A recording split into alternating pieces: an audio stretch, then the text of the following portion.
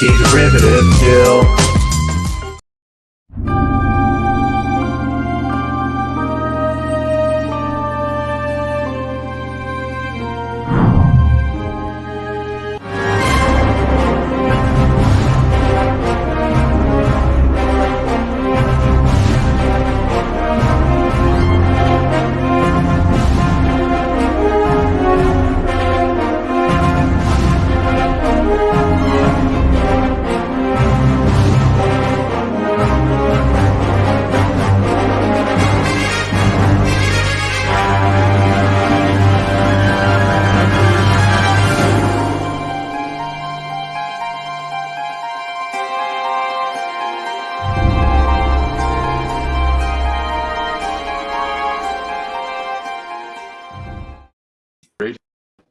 Greetings and felicitations. Hello, I am Anti-Derivative Jill, and this is Indefinite Lunch and Infinite Combinations number 50. So this is our 50th episode, and it just so happens that we're reviewing the next original series episode in production order, Star Trek, obviously, The Devil in the Dark. I think it's so awesome that it's the 50th live stream for this series, and my favorite Star Trek episode. Today, I'm joined with the fantastic pop culture curator, the amazing Scotty R37. And for the first time on this particular show, I'm excited to introduce our special guest today, known by many names. So we call him, by the first one, we saw him as Hungry Boy. Hello, thank you for letting me on. You're welcome. Thank you so much for agreeing to show up, because I know this is both of our favorite episodes. Yes, 100%, and it sticks with me. I rewatched it again for probably the 10th time a couple of hours ago, and even though I'm more than half a century old, still brought tears to my eyes. And we know the scene. I mean, we'll get to that later, but I'm going to shut up and let the other guys speak. Absolutely. Oh. I'm tearing up again. Damn it. Well, great. I'm sorry. Great? No, it is great. It's a good kind of tearing up. Your sadness pleases us. It's not sadness. I know. I kid. Oh, it's just, oh boy. So much to say, but just please continue. It is so meaningful. And we just keep encountering classic after classic. And I think I've said this multiple times in a row by now. This week's no exception, obviously, being my favorite episode. And it has a wonderful correlation between the characters of Kirk, Spock, and McCoy in this episode. It has it all. Oh yes, 100%. The triumvirate was working triple time. It was like the holy triad cubed in a way, and just the subtle tones of voice. And there was the battle of the eyebrows between DeForest. You know what I'm talking about with DeForest Kelly and Leonard Nimoy. I do know exactly what you mean. It's so wonderful, and the body language and something that doesn't apply to any of the particular moments. It just applied to the episode overall. Star Trek always reused a lot of its incidental music, and it had a lot of the same sound cues and a lot of the same background motifs going on, and light motifs. And the music in this one, particularly when they'd have the leading up to something creepy music they'd always use, applied to this episode better than any other episode. Oh, you got a real handle on the soundtrack of the series. That's really great. Yeah, I noticed the artsy stuff. Yeah, and you're right with the body language, not just of the humans, of course, but of the Horta itself being presented as a sentient being who looks nothing like us, not even made of the same stuff. It's our truly alien. Yes, and I'm sure Pop is aware of this, and Scotty might be aware of it. But I just thought I'd jump in that as a kid, I saw Star Trek after I'd seen almost all of the original 1960s black and white Outer Limits episodes. And one of the ones that scared me a fair amount as a kid, it was only about 4.5, 5 years old when it came on the telly, was the final episode of the show called The Probe, in which people are menaced at one point by a giant, oversized, for lack of a better word, amoeba that's basically eating them one by one. And the guy who, Janos Prohaska, who did the Horta in this episode, he was the guy who designed the suit and played that giant amoeba several years ago in The Probe for Outer Limits. Yes, So- all you had to do was alter it for the Horta episode. And I have a clip I'll be playing of that. Wait, are you saying that he took that costume and he turned it into the Horta? At least Yes. the idea of it. Pop will know more about it. I don't know if he actually modified the other costume or He did. He modified the original, and I have a short clip from that Outer Limits episode. Yeah. Oh, because- It's the same one modified, yes. Wow. Okay, because I saw that information. I was like, where does this information come from? There's no source here. So you've got the sources. Nice. Beautiful. So Right. Directly referenced from Inside Star Trek. All right.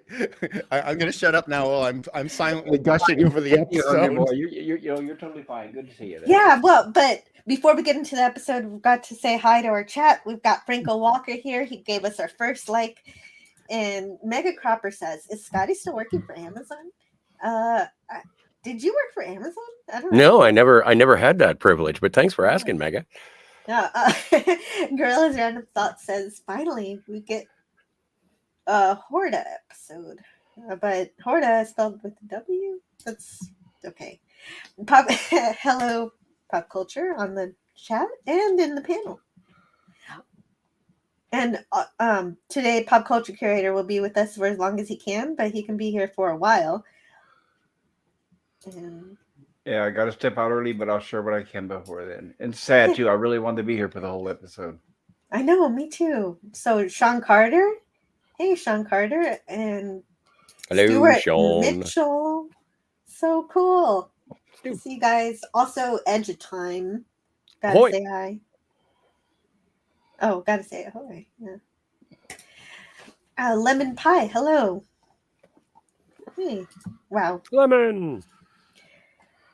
So Our favorite citrus treat. I don't make it any kind of hidden fact that I am largely inspired by the Clobbering Times channel, and I am reading the same reference book that Raquel influenced me to buy.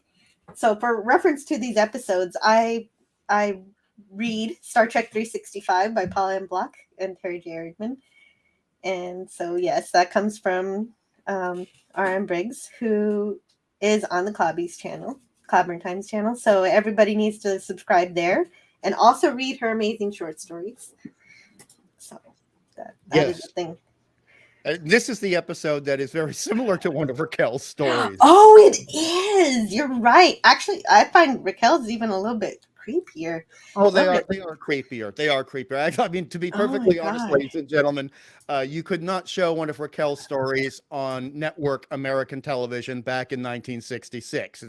No, they'd be edited and censored to heck. Yeah, exactly. No kidding.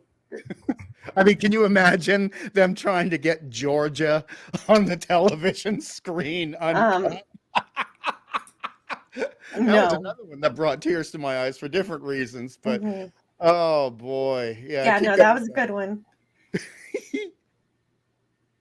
But yeah, definitely support Raquel Briggs on Patreon. Her short stories are true science fiction, lots of fun to read. Doesn't take long to read them either. And subscribe to Clobbering Times.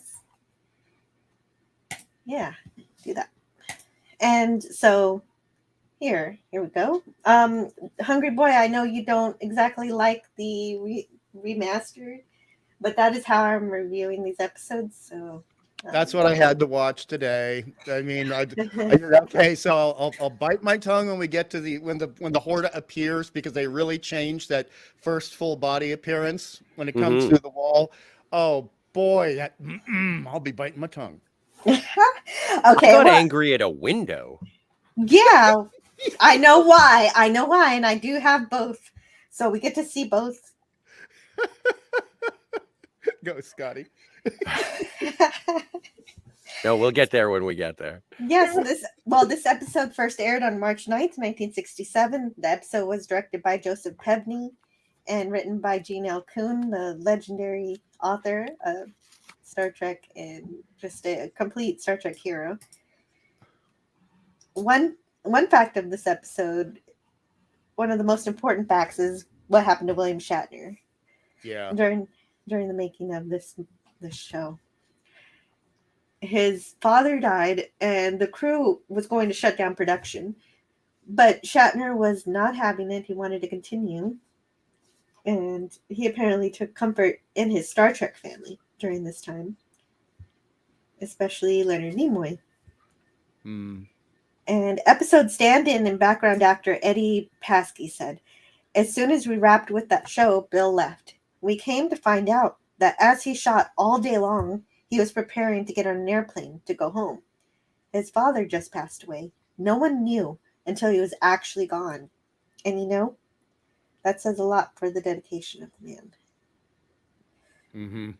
But And you know, I didn't know that until a day ago, right? And in rewatching it, it's very distracting because you can really see what's going on behind Kirk. And one of the things that really affected me when I was 6 years old, and then 16, and then 3 times in my 20s, was just noticing the difference in affect of Mr. Shatner in this episode. And I always wondered why. And well, now we know. yeah. See, that's funny. I never noticed a difference, and I was looking for it, and I was trying to see if there had been any of the grief pouring through, and I was surprised at the whimsical nature of the performance. I didn't see it. That's what it Apparently was. Go ahead. Oh, sorry. It's just the micro expressions. There were some moments, but like scenes that we'll have coming up later. There are 2 very, very humorous moments in this episode that are some of the all-time best Kirk, Spock, McCoy moments in terms of the triumvirate. But I was noticing the kind of making a joke you do after you've been to a funeral, and I've seen that with my own family members. Oh, okay. And what did you have to say, Pop Culture? The last scene that William Shatner, after he found out the news about his father, was the scene where he finds the first Enterprise crew member dead. Oh. So they said that reaction is actually genuine. So, okay. Right. Wow. So there's a few deaths, which are the minors. And then when they beam down some security from the Enterprise, when the first one dies, and then it shows, Captain Kirk kneel down beside the body. I guess that was around the time that he had just received the news. So a lot of the scenes that you're going to see during the mind meld sequence is they use a stand-in for Kirk. So you'll see a lot of it with the cameras behind him. And then after he came back from Florida is when they filmed the reaction shots. Wow. Okay.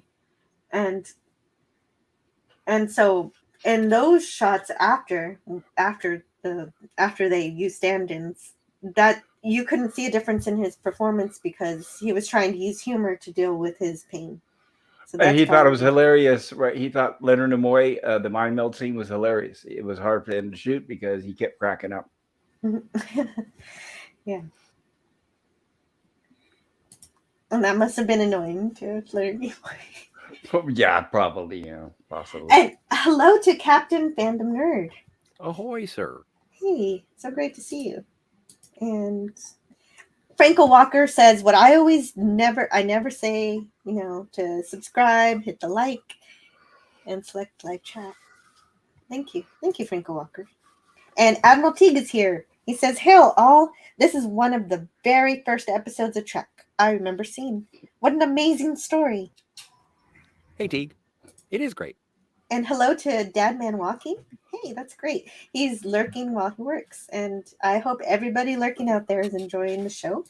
Lurking while you're working. Yes. And hello to Matt G. Matt G.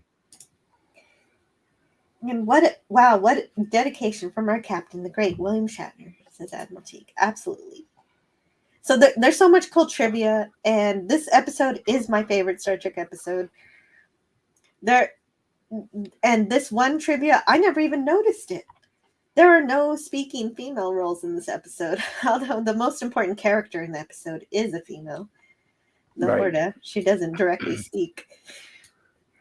And this prompted a letter from Gene Roddenberry, who absolutely noticed what I didn't. He wanted more women in his show because we're in a century where women are granted equal status and responsibility with men. And that is a lovely note. And I guess it's the only one he had because this episode's so perfect. In rewatching it a couple of hours ago, the only time I noticed a woman was on the final scene on the bridge, just as Kirk is getting back into his throne, when they're preparing to leave the planet Janus, and she's crossing over, and she's wearing red in the miniskirt, etc. And that was the only woman I saw on the entire, aside from Madame Horta, the only woman I saw in the entire ep. Yeah, me too. She did, even though I didn't notice that a woman didn't speak, I did notice her also. I was wondering if I could share something about the creature design here from this book. Please do. Oh, absolutely. I won't be able to have time to later. This is from Inside Star Trek, The Real Story by Herb Solo and Bob Justman. Janos Prohaska he made a spec deal with Star Trek. If he came up with a really great creature for a script Gene Kuhn was writing, we'd rent it and hire him to play the part. Janos was back within a week with his custom designed creature. It was a large pancake-shaped glob of goop with a thickened raised center and fringe around its circumference. It sure didn't look like much. As Janos took the glob out of sight to put it on, Gene Kuhn raised an objection. Bob, why are we wasting time with this? Suddenly the blob skidded around the corner, making straight for us. Then it stopped, curiously backed away, and rotated in place. The blob gathered itself up, quivered, made a whimsical up and down movement, grunted, and skidded away again, leaving behind a large, round, white egg. Kuhn was dumbfounded. He had watched the creature giving birth, and when the creature suddenly turned and scurried back to nuzzle its child, Gene was sold. Great, he exclaimed. It's perfect, just what we need. Then he excitedly hastens back to his office to finish writing the script. Gene Kuhn's The Devil in the Dark became one of Star Trek's most famous episodes, and Janos Prohaska played his own creation, one of Star Trek's most famous creatures, the highly imaginative and custom-designed Mother Horta. Thank you. That's so awesome when the author of the episode is inspired by the artwork. Right, by looking at it, he didn't even know what to do until he saw Janos perform in it. It's like seeing a marionette lying down with strings. Maybe the marionette doesn't look like much until the puppeteer knows what to do with it. It just looks like clunky wood with paint until the puppeteer makes it do the magic. Yeah, and apparently it was Prohaska's idea about the egg and the mother Really? giving birth. Wow. Well, I mean, the eggs, as all of you will talk about very soon, are such a wonderful, nightmarish but lyrical aspect of this episode. Mm-hmm. Yeah. And so I tried to look online for the original matte painting. So this was the only one I found, but I have the 365 book. So I also took a picture of that one so we get a closer look here. Beautiful. Yes. Yes. And so this gorgeous matte painting does a wonderful job of landing us right in the industrial mining planet. And the setting is just so cool because of this artwork. And you know what? I don't really mind. The CGI looks pretty good too, actually. I like it. It does its best to emulate what it sees from the matte painting. Yes. Can I share this clip from Outer Limits? Oh yeah. Yeah. Sorry, it's all front loaded. I won't be able to show it later, probably when you guys get to it. Whoa, that's loud.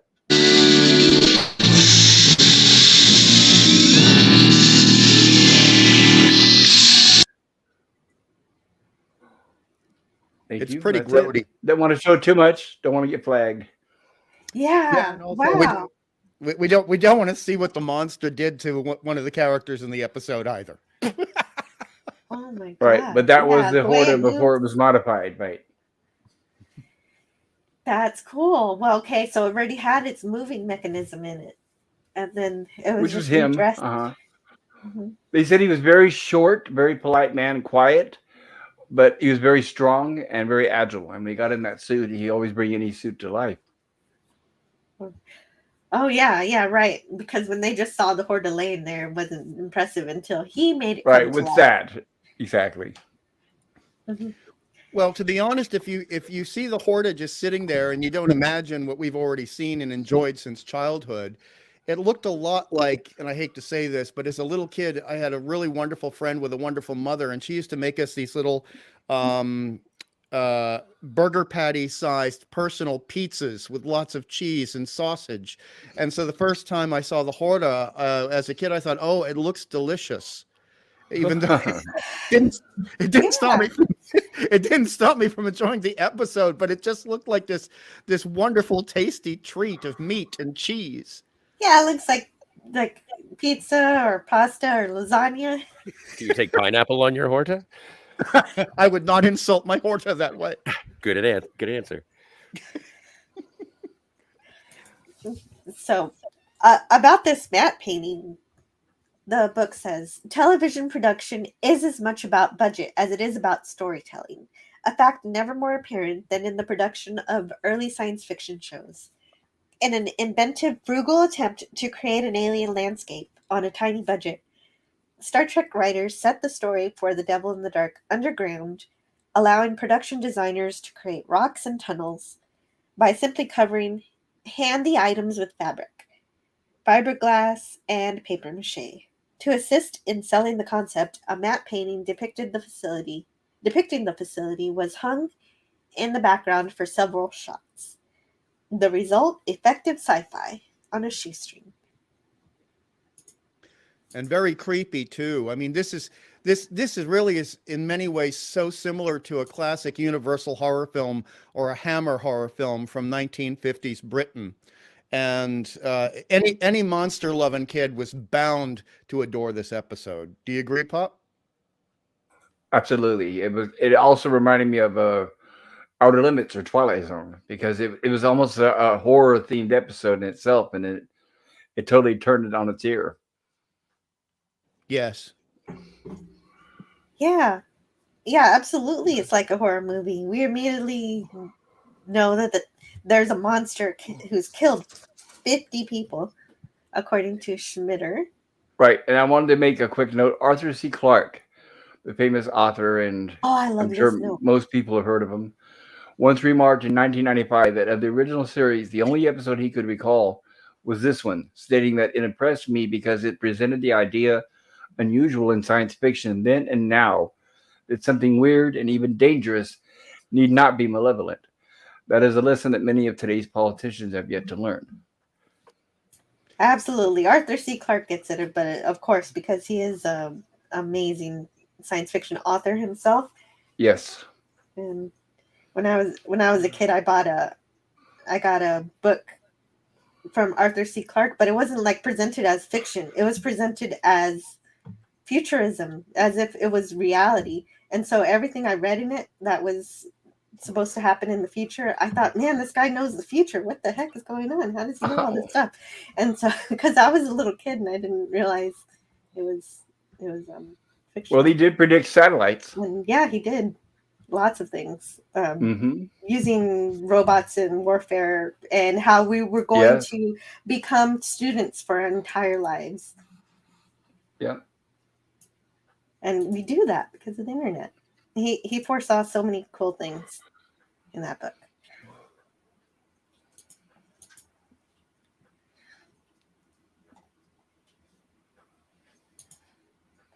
And this is the only episode of Star Trek. What? Got it. What? Oh, thank you. This is the only episode of Star Trek that begins without the Enterprise. But they do make note of, hey, is the Enterprise coming? And yeah, it is. And it sets us all up to be completely, I'm getting goosebumps just even looking at this still. When we're hearing what the miners say, and what the situation is. And this is such an unusual situation for the Enterprise and its crew to step into, that we know it's got to be deadly serious down in that mine. Deadly serious situation. And it's involving what essentially is, I mean, if it's an animal, you call it a killing, but if it's sentient and it's taking the life of someone else, then it's murder. And that word does come up later in the episode, as we know. Yes, it does. From both sides. And very importantly, yes. And also, remember these jumpsuits, they're going to show up in a bunch of episodes. Kelvins. Yeah, Operation Annihilate, Wolf in the Fold, Deadly Years, Trouble with Tribbles. Yes. And more. We'll get to them later. And so many shadows in this episode, since so much of it is taking place in the tunnels. It's really one of the most tenebrous episodes of Star Trek, the original series. Yeah, it's got that horror look to it, and it's great. The men are already in total panic mode. They don't want to be left down there alone. They know it's a death sentence, pretty much. Yes, they say, I never realized before how dark it is down here. But even though it's dark, you can still make everything out. It's really greatly shot. All right, lucky for us, the audience. Yes. Yeah. That's because actual caves are pitch dark. I've been in them where you can't see your hand in front of your face. Yeah, and another thing that amps up the danger of this monster is that it's immediately alluded to that the phaser will not be doing you very much good. The phaser one. Right. One thing that they talk about is what happened to Ed Appel when he shot at it. So later on we find out that Ed shot at it, but the Hoarder wasn't harmed by it. So. And this is the first episode where they distinguish the difference between Phaser 1 and Phaser 2. Yes. Mm-hmm. Is it? Yes. It's also one of the nastiest ways to die presented in Star Trek, and we don't have to see any of the graphic detail, but he says right here, burned to a crisp. And so you can imagine that even as a kid, because we've all had burnt bacon by this point in our lives. You can imagine what the remains of this poor guy look like and what a horrendous death it must have been. Yes. Yep. And quick but horrendous. All we do is see him screaming in terror, and we only see an outline of the Horda. We don't see him yet. We don't see her yet. And we get our first captain's log. And since there's only one captain's log, and Hungry is here as our special guest, I was wondering if you would read it for me. Oh wait, where is this captain's log? I didn't grab it. I need to go get it. Dust off your Shatner, Hungry. Oh, no. I do not emulate Mr. Shatner. I've got too much respect and love, but I will. Oh, call him Bill. Don't be so formal. Just let it slide off the tongue. Captain's log, stardate 3196.1. A distress call from the Pergium production station on Jonas 6 has brought the Enterprise to that long-established colony. Mr. Spock, Dr. McCoy, and I have beamed down to meet with Chief Engineer Vanderberg, administrative head of Janus 6. Yeah. So we start this episode with the miners on the planet, and the Enterprise has arrived to meet with Vanderberg to discuss this problem. That's been going on for 3 months. And Vanderberg says, about 3 months ago, we opened up a new level. Sensors gave us an unusually rich Pergium reading. Not only Pergium, whatever you want. Uranium, cerium, platinum, the whole planet's like that. It's a treasure house. Titanium. I was hoping somebody crystals. Darn you, Scotty. Darn you. I was hoping somebody might list off more. Kryptonite on the lower levels. That's precisely why I included that. So that sets up the extreme value also, and why the miners don't just give it up. It could supply thousands of planets. So, well, the episode, despite being incredible, it does raise a lot of questions about Federation finances. Well, it's the first episode to deal with any sort of kind of finances and resources, how they do mine planets for resources, for things they need, because they don't have replicators yet. So they need these things. No, but And Mr. also, Childress from the Mud's Women, he was fairly materialistic. and also, it really brings to play. I don't know which episode did it beforehand, but this one really hammers home that at this stage of the technology, a lot of planets have an interdependence on each other, and you can have a linchpin planet. And if this mining facility goes down, it's going to affect a whole system of planets, as Kirk is about to tell us. Hmm. Hmm. And also I want to say hi to Tiger Stripes. Hello, hi, Tiger Stripes, who says, Tiger. hungry, throwing around those 25-cent words. Well, Tiger, if I'm not going to be polysyllabic, someone else is going to have to carry the dead weight for me. And Six says, Dad, I'm well on my way. Thank you.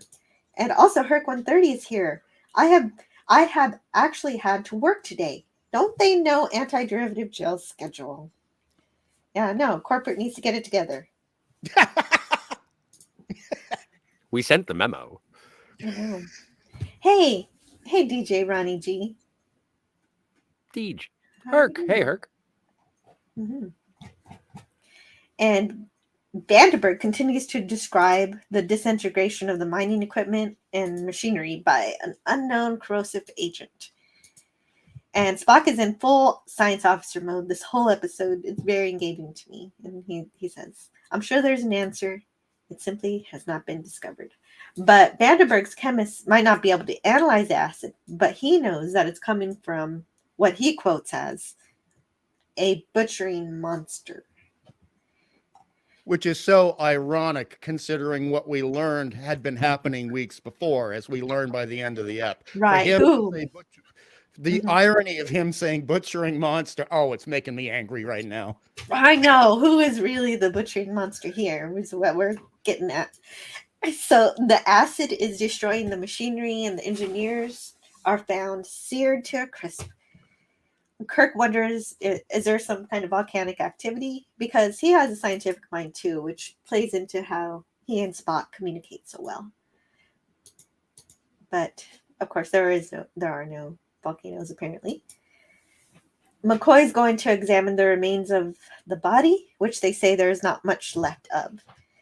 The audience itself hasn't seen the human remains that the creature leaves behind yet. So there's that creepy suspense too. Then Ed Appeal appears. He's the chief processing engineer who shot at the Horta, but that shot didn't even slow it down. Production has stopped, and rightly so, because no one wants to go back down to the lower levels. And Kirk needs more information, the subsurface chart of all the drifts, galleries, and tunnels.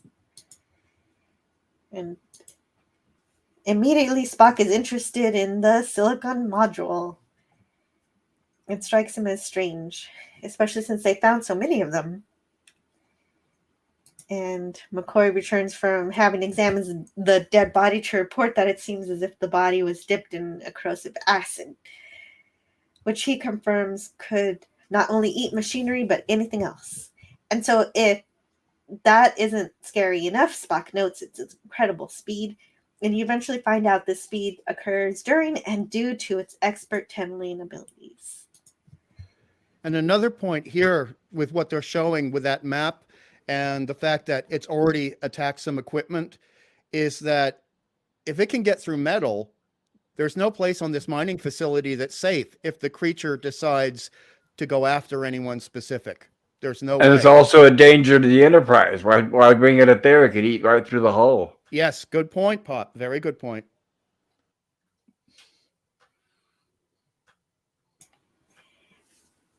And Kirk says Spock found no other life on the world except the miners, but adds the second real clue after the silicon modules when he says, at least no life as we know it, since he knows there's something going on here.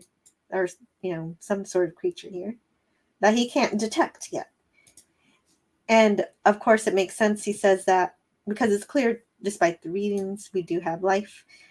And further reinforced by Vandenberg's comment, when that creature appears, men die. And as if on cue, we get this guy. He's going to die. And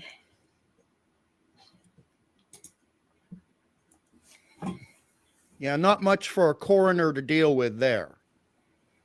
right. We finally see the cinders that are left behind once the monster is through.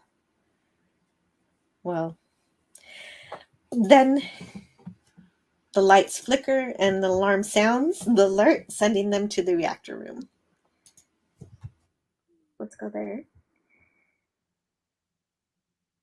And Spock has to warn Kirk not to touch the outer edges of the hole because it's corrosive, as the hoard is made can tunnel through everything and anything, and also through this reactor to get at it. And it doesn't destroy the circulating pump; it's merely stealing it, stolen it. Which does sort of, I don't want to pick nits, but it's one of those things where it's like, how did it or she, in terms of, I understand how it could bore into the reactor room and into the pump, but it doesn't have any appendages or mandibles to be able to carry or collect or anything. It was just strange for me, just as a question, not that it necessarily needs to be answered. It's a good question. I imagined that too. How did it do it? But it managed it. When eventually in Star Trek novels, they even serve aboard a starship, so that's true. They can do things. That is true, and it does. I think we read something in Spock's world where there's a Horta aboard the Enterprise that does just basically interface with the circuitry within the command chair. Yes, right. And I think Seth MacFarlane must have read that, because that's exactly also what our boy Yaphet does. Yes. So Vandenberg says, without the pump mechanism, the reactor will go supercritical. It could poison half the planet. We can't shut it down. It provides heat and air and life support for the whole colony. So Kirk realizes that means either death by asphyxiation or radiation poisoning. Cake or death? Actually, death or death. Yeah, one death or another death. And this is the only time we get to go on the Enterprise is to hear from Scotty. Right here in the closing scene. Mm-hmm. And so that gives us our emergency, our ticking time bomb, because not even Scotty has the tools to recreate this device. All he can do is make a temporary patch that'll last less than 48 hours. And so that gives us our big stakes here. And Gene Kuhn he's just such a wonderful writer. I just want to read his whole script. Kirk says, we'll have to, Chief. The alternative is to evacuate all you people to the Enterprise. 12 planets on you for Perigenium for their reactor. They're already screaming. Reactors closing down, life support systems. And Vandenberg says, I'm concerned with my people right here, Kirk. They're being murdered. Ah, there's your word. You find that monster and kill it.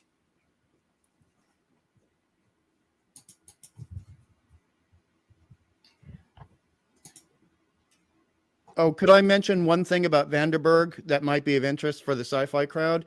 Yes, the actor had actually played a significant character in one of Raquel's favorite sci-fi films that somebody we won't mention had introduced her to, called I Married a Monster from Outer Space, where there is also a threat that people are trying to figure out. And he plays the town doctor, who's the only one who will believe the woman who is not being believed over what she's seen about an alien incursion. So he's got a little bit of sci-fi street cred before he gets to this episode of Star Trek. Oh, great. What's his name? Oh, I'd have to look it up, but I think his first name is Ed or Ken. I mean, Pop might have a screen handy. I don't have the IMDb open. I'll take a look. Yes, please, Scotty. Thanks, Scotty. So he plays the doctor in I Married a Monster from Outer Space. That's the connection. I don't think Ken Lynch. Ken, right. There you go. Who had a long Ken, career in thank you. radio before that, too. And lots of westerns. Yes. Cool. Dave G Sound says, oh, and also, hello, Dave G Sound. Dave G. There was also creatures called Horta in Face of Evil, the Tom Baker Doctor Who episode where Leela was introduced. Do you know what year that was by chance? Was it after this? Oh, much after. That was around 1976 or 1977. Oh, gotcha. I've seen those Doctor Who episodes many times. Yeah. Tiger Stripe says, yeah, as to the pain suffered by the miners burned alive, I imagine acid is a bad way to go. And Admiral Teague said, this scared me good as a kid. And Tiger Stripe says, that had to be homage, don't you think, to Dave G Sound? So would you say the Doctor Who episode was an homage to this episode? The name might be, but the two stories are so absolutely dissimilar. I can't really necessarily agree with that. I mean, I don't know what the derivation of Horta is. Maybe it sounds something from an old mythology or folklore. But the two creatures are completely disparate. Oh, okay. When I was in basic training in the Air Force, there was a gentleman by the last name of Horta. Mm. Oh, so yeah. When I forgot to put Star Trek next to the Horta, I got a bunch of pictures of places. Yeah. So it's actual. I'm sure the name existed, and I'm sure that when they chose the name in Doctor Who, it was a tip of the hat. But I don't think that they necessarily relate to each other or feed off of each other in terms of storytelling or what the plots were about. So I'm just addressing Tiger Stripes there. That makes sense. So DJ Ronnie G says maybe it can control the pattern of the acid as it can spell no kill eye. And Franco Walker says she balanced it on her back. Poise counts. Oh, right. the pump. That's the circulation pump. Tiger Stripe says the Horta learns English from Spock. Yes, that's right. During the mind meld. Oh, I love that. Dave G Sound says I was never sure if it has something to do with the etymology of the name or if it was. So, what's the derivation of the word? Oh, and she says, Dicker.com says there was a Belgian architect named Horta. And I'd like to add the reactor, as you see there in the still, is the same prop used from engineering from the evil Kirk powering the phaser in The Enemy Within. Oh, yeah. Oh, okay. Yeah. That's cool. And by the way, hello, Stuart Mitchell. I saw you in the chat, so big hello to you too.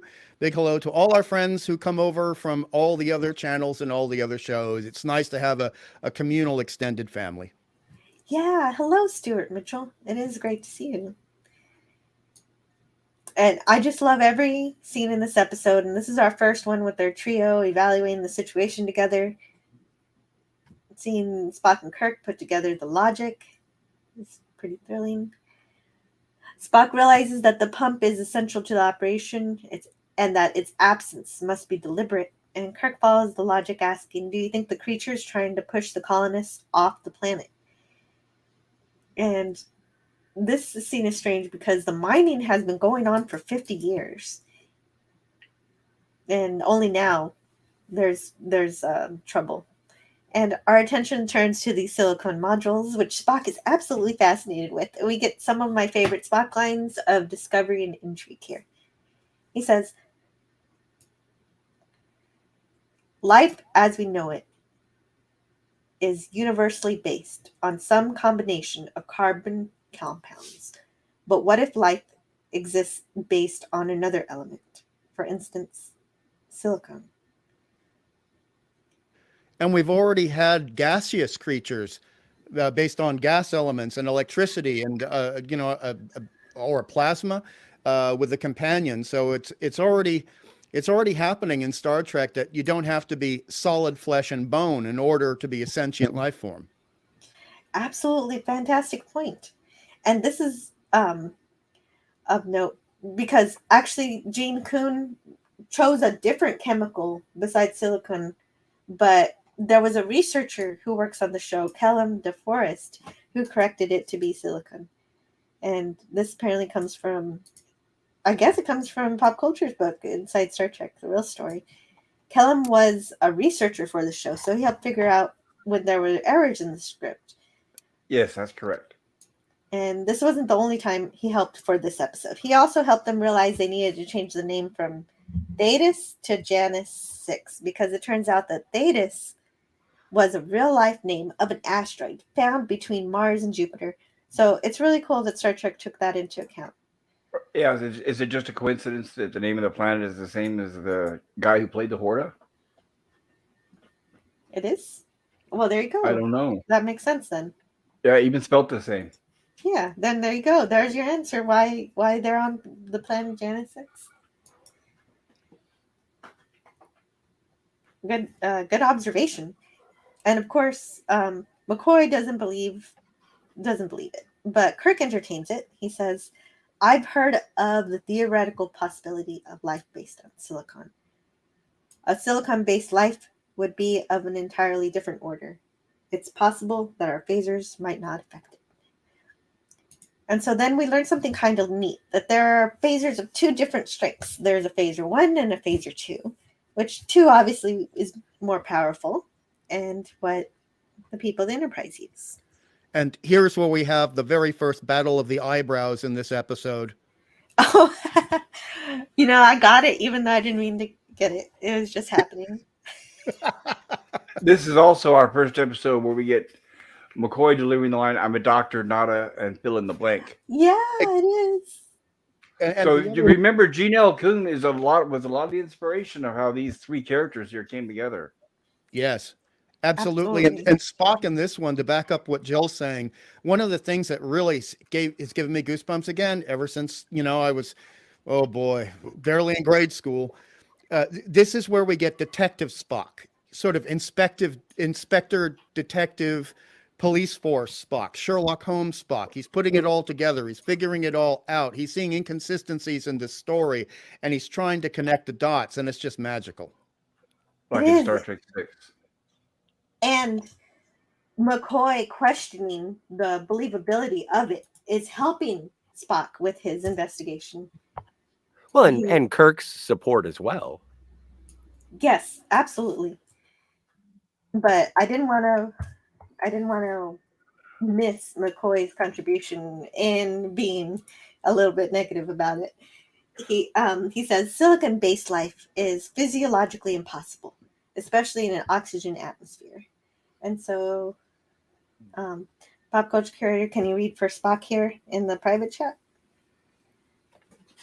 It may be, Doctor, that the creature can exist for brief periods in such an atmosphere before returning to its own environment. And McCoy says, "I still think you're imagining things."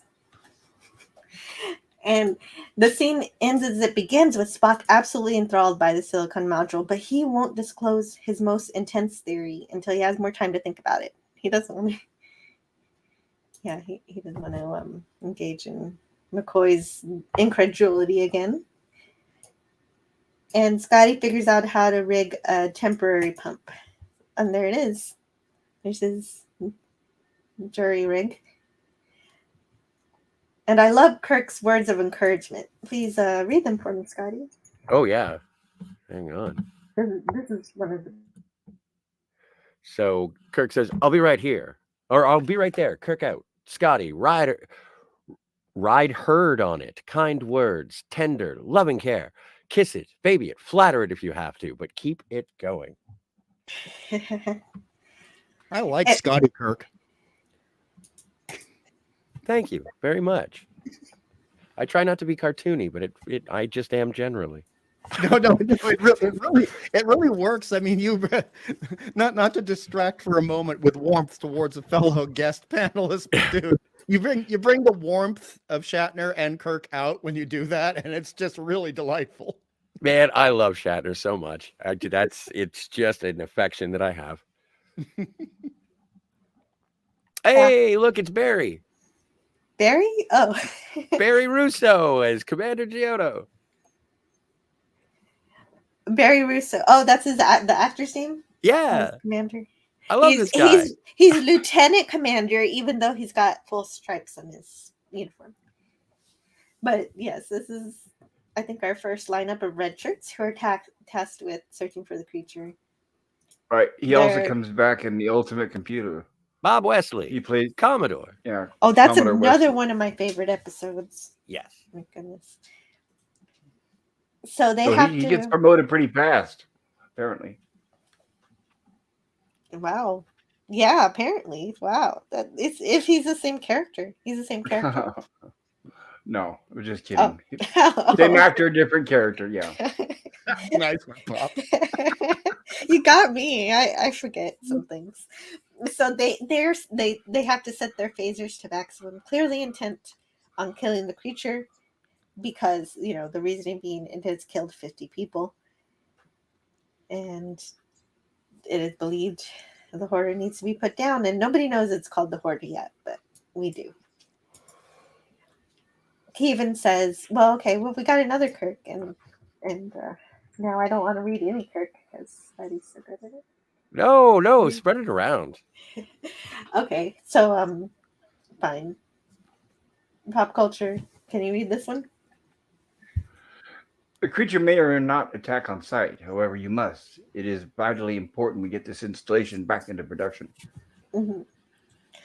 Nicely done. Yes. And Spock is adjusting his tricorder so that he could read Silicon Life, and he's able to now find the Horta with his tricorder. And look at the details the production people put into this, because you notice that there are different gorgeous colors in the rocks themselves, which if you were looking for rare exotic elements, you would be finding different colors. It wouldn't just be one drab stone color like in What Little Girls Are Made Of, which is also very subterranean.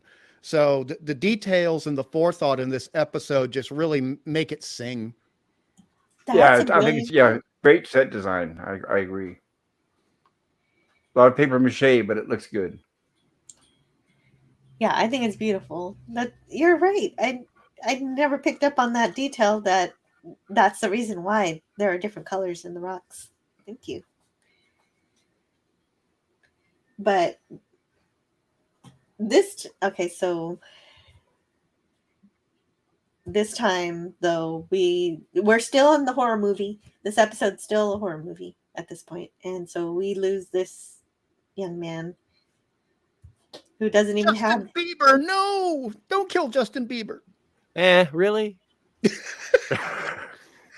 Right. Our first official red shirt death of the episode. Yeah. He doesn't even have a chance to fire. And we learned that there's a tunnel that the creature just made, that Spock is analyzing it. He's saying, and Kirk says, our best machinery couldn't cut a tunnel like this, not even with phasers. And this is the scene that was shot right after he found out that his father passed away. Oh. And this is also where Spock puts them, like Jill would, puts the math together very quickly, realizing how fast the Horta must be. Yes, he absolutely does. And I did have that here. But also the book says something about the creation of the Horta, because this is the first time we get to see the Horta.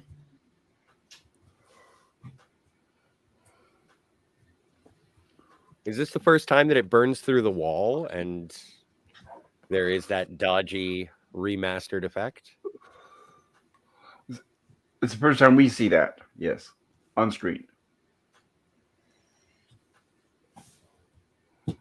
Yes, and about the creation of the Horta, the 365 book says, The Devil in the Dark is one of Star Trek's most beloved episodes, due in part to a unique creature known as the Horta, hoping to bring an alien to the screen that didn't look like just another man in a fuzzy costume with the zipper down the back. The producers offered a challenge to independent effects makeup and costume designer Janis Prohaska. Prohaska. If he could create a really great creature, they'd rent it from him and let him play the role. Prohaska was known at the time for creating more earthly animal costumes, such as bears. So when Chimpanzees, apes, right. I mean, a lot of appearances, anybody who's seen Gilligan's Island, he played all the apes and gorillas. Oh, he's the gorilla. And the giant spider, if you can remember. Oh, wow, that's Oh. fascinating. So Well, what because does your dad do for a living? Oh, professional monster. nice one. But Well, that's he great did have info. he did have a son who worked with him. Both of them unfortunately died in an airplane accident in 1974. Oh, damn it. So Shatner's dad's death, the death of his son. This is cheery. Yeah, but The finite nature of life. Bask in yeah. its. So when Proshenka so when he returned carrying a large, lumpy, goopy thing, recalls DC Fontana, the show's script supervisor. Everyone from Roddenberry to the episode's writer, Gene Kuhn, had understandable reservations. He got us all outside to take a look at it in action, says Fontana. I remember he laid this rubber chicken on the ground, and then he put on the costume. Prohaska, sorry. Prohaska, it's Hungarian. Yeah, Prohaska. I don't know why I put S in there where there was no S. Then proceeded to get into character as the Horda. He scooted around, quivering and rotating it. And then Fontana continues. He jumped right on the rubber chicken, crawled right over it, and out back the end of the costume came a bunch of chicken bones. Kuhn reportedly was so impressed that he quickly ran to his typewriter to refine the script. Over the years, fans of the show most often have likened the Horda to an extra large pepperoni pizza. Always with the proper respect, of course. This Oh, has good. never been appetizing to me. I don't understand you people. I'm glad I wasn't alone. I felt guilty Hey, man. for decades. I wanted, when I got tickets to the 50th Star Trek convention, I wanted to cosplay a Horda, but I didn't figure it out, so I never did. But it was a dream of mine. Unfulfilled. You'd be great at that, Jill. I think so too.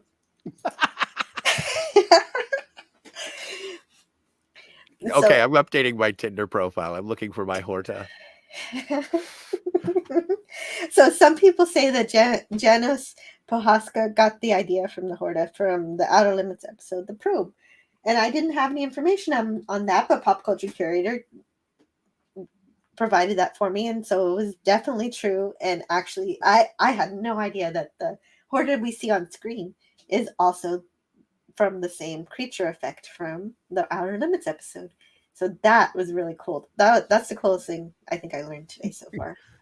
Oh, and Scotty, please do not mention how considerate the Horda is for leaving a perfectly flat little footpath in the middle of the tunnel for the guys to crawl down. Don't spoil it, please. Dude, the perfectly polished floors within this mine have been frustrating me. I wasn't going to say a thing. But now that you mention it, kind of weird that it just produces mall floors wherever it goes. And Pop has been in a cave. I've been in a cave. There's cave floors are not fun and they are not flat. No, in fact, they'll even chew your shoes up. But Horda cave floors are flat. I think the Horda's a Virgo because it's so neat, clean, and tidy. Yeah. So yeah, it wants uneven footing. She's a good mother. She doesn't leave a mess.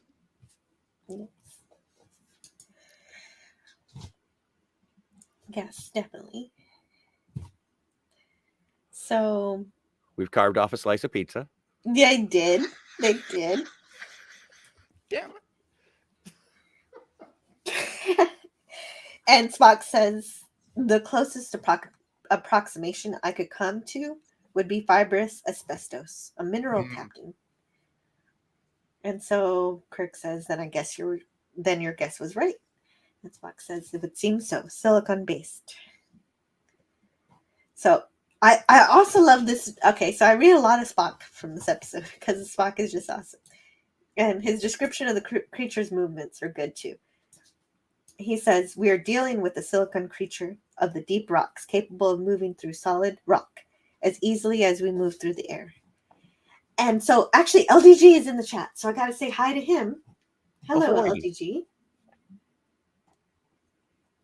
And hello to Telly's Television. Hail, Anti-Derivative Joe, she said. So cool to see you here.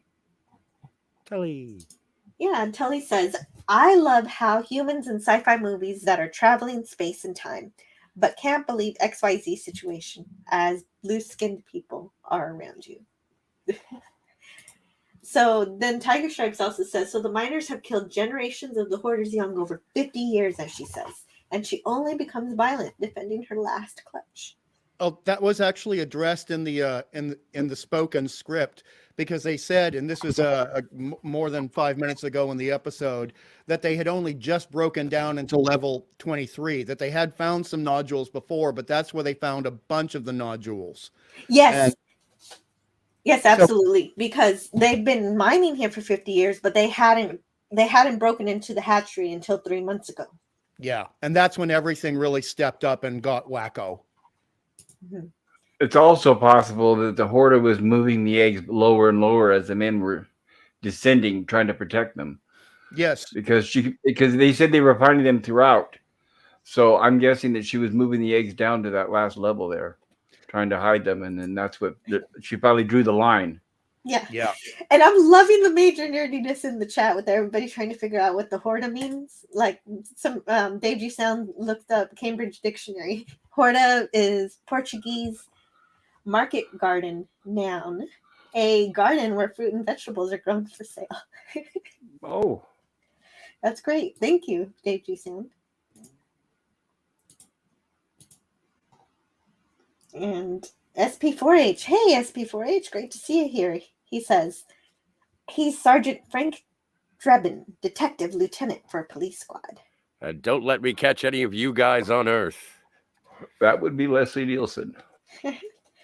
Dave G. Sound says the Horta evolved into Vorta once they learned the rest of the alphabet. No. Matt G says, I sent a tip, but it didn't show up here. But I just said, Jill. And DJ Ronnie G says, it took a team of Starfleet engineers 6 months to dig this tunnel. And I don't know what this reference is, but it says, can I cook? Oh, it's Carol Marcus. Oh, wait. Can I cook or can't I? And Slimmin is here. Hello. He says, I'm currently watching the stupid photonics sprite thing that actually made this stuff. Till Smartwin understands it's all fake. What is this? Hey, Slim Nim. And then the wire mechanics used in a lot of old school 8 costumes are fantastic for the face. Thank you for being here, Slim Nim. And Matt G just tipped $1. Thank you, Matt G. And also hello to LDG, who drew me back into the chat so I could say hi to LDG. Hello. And Dave G. Sound says, seriously, I recently rewatched this episode for the I don't know how many times. Yeah, that's me too. I don't know how many times I've watched this. I put it on just for comfort sometimes. And what stood out to me this viewing was how prolonged Spock's grating, pained, explanating, screaming, and lamentating lasted during the melt. Yeah, right. Yeah, it's an amazing scene. It grated on me. Fine acting. It was not really on first viewing. It was convincing enough, though. Hello to Mr. Brown Alliance. Great to see you here. And Matt G says that was the best scene ever. Agreed. Pain. Well, yeah, you know what, Dave G. Sound, apparently William Shatner agrees with you.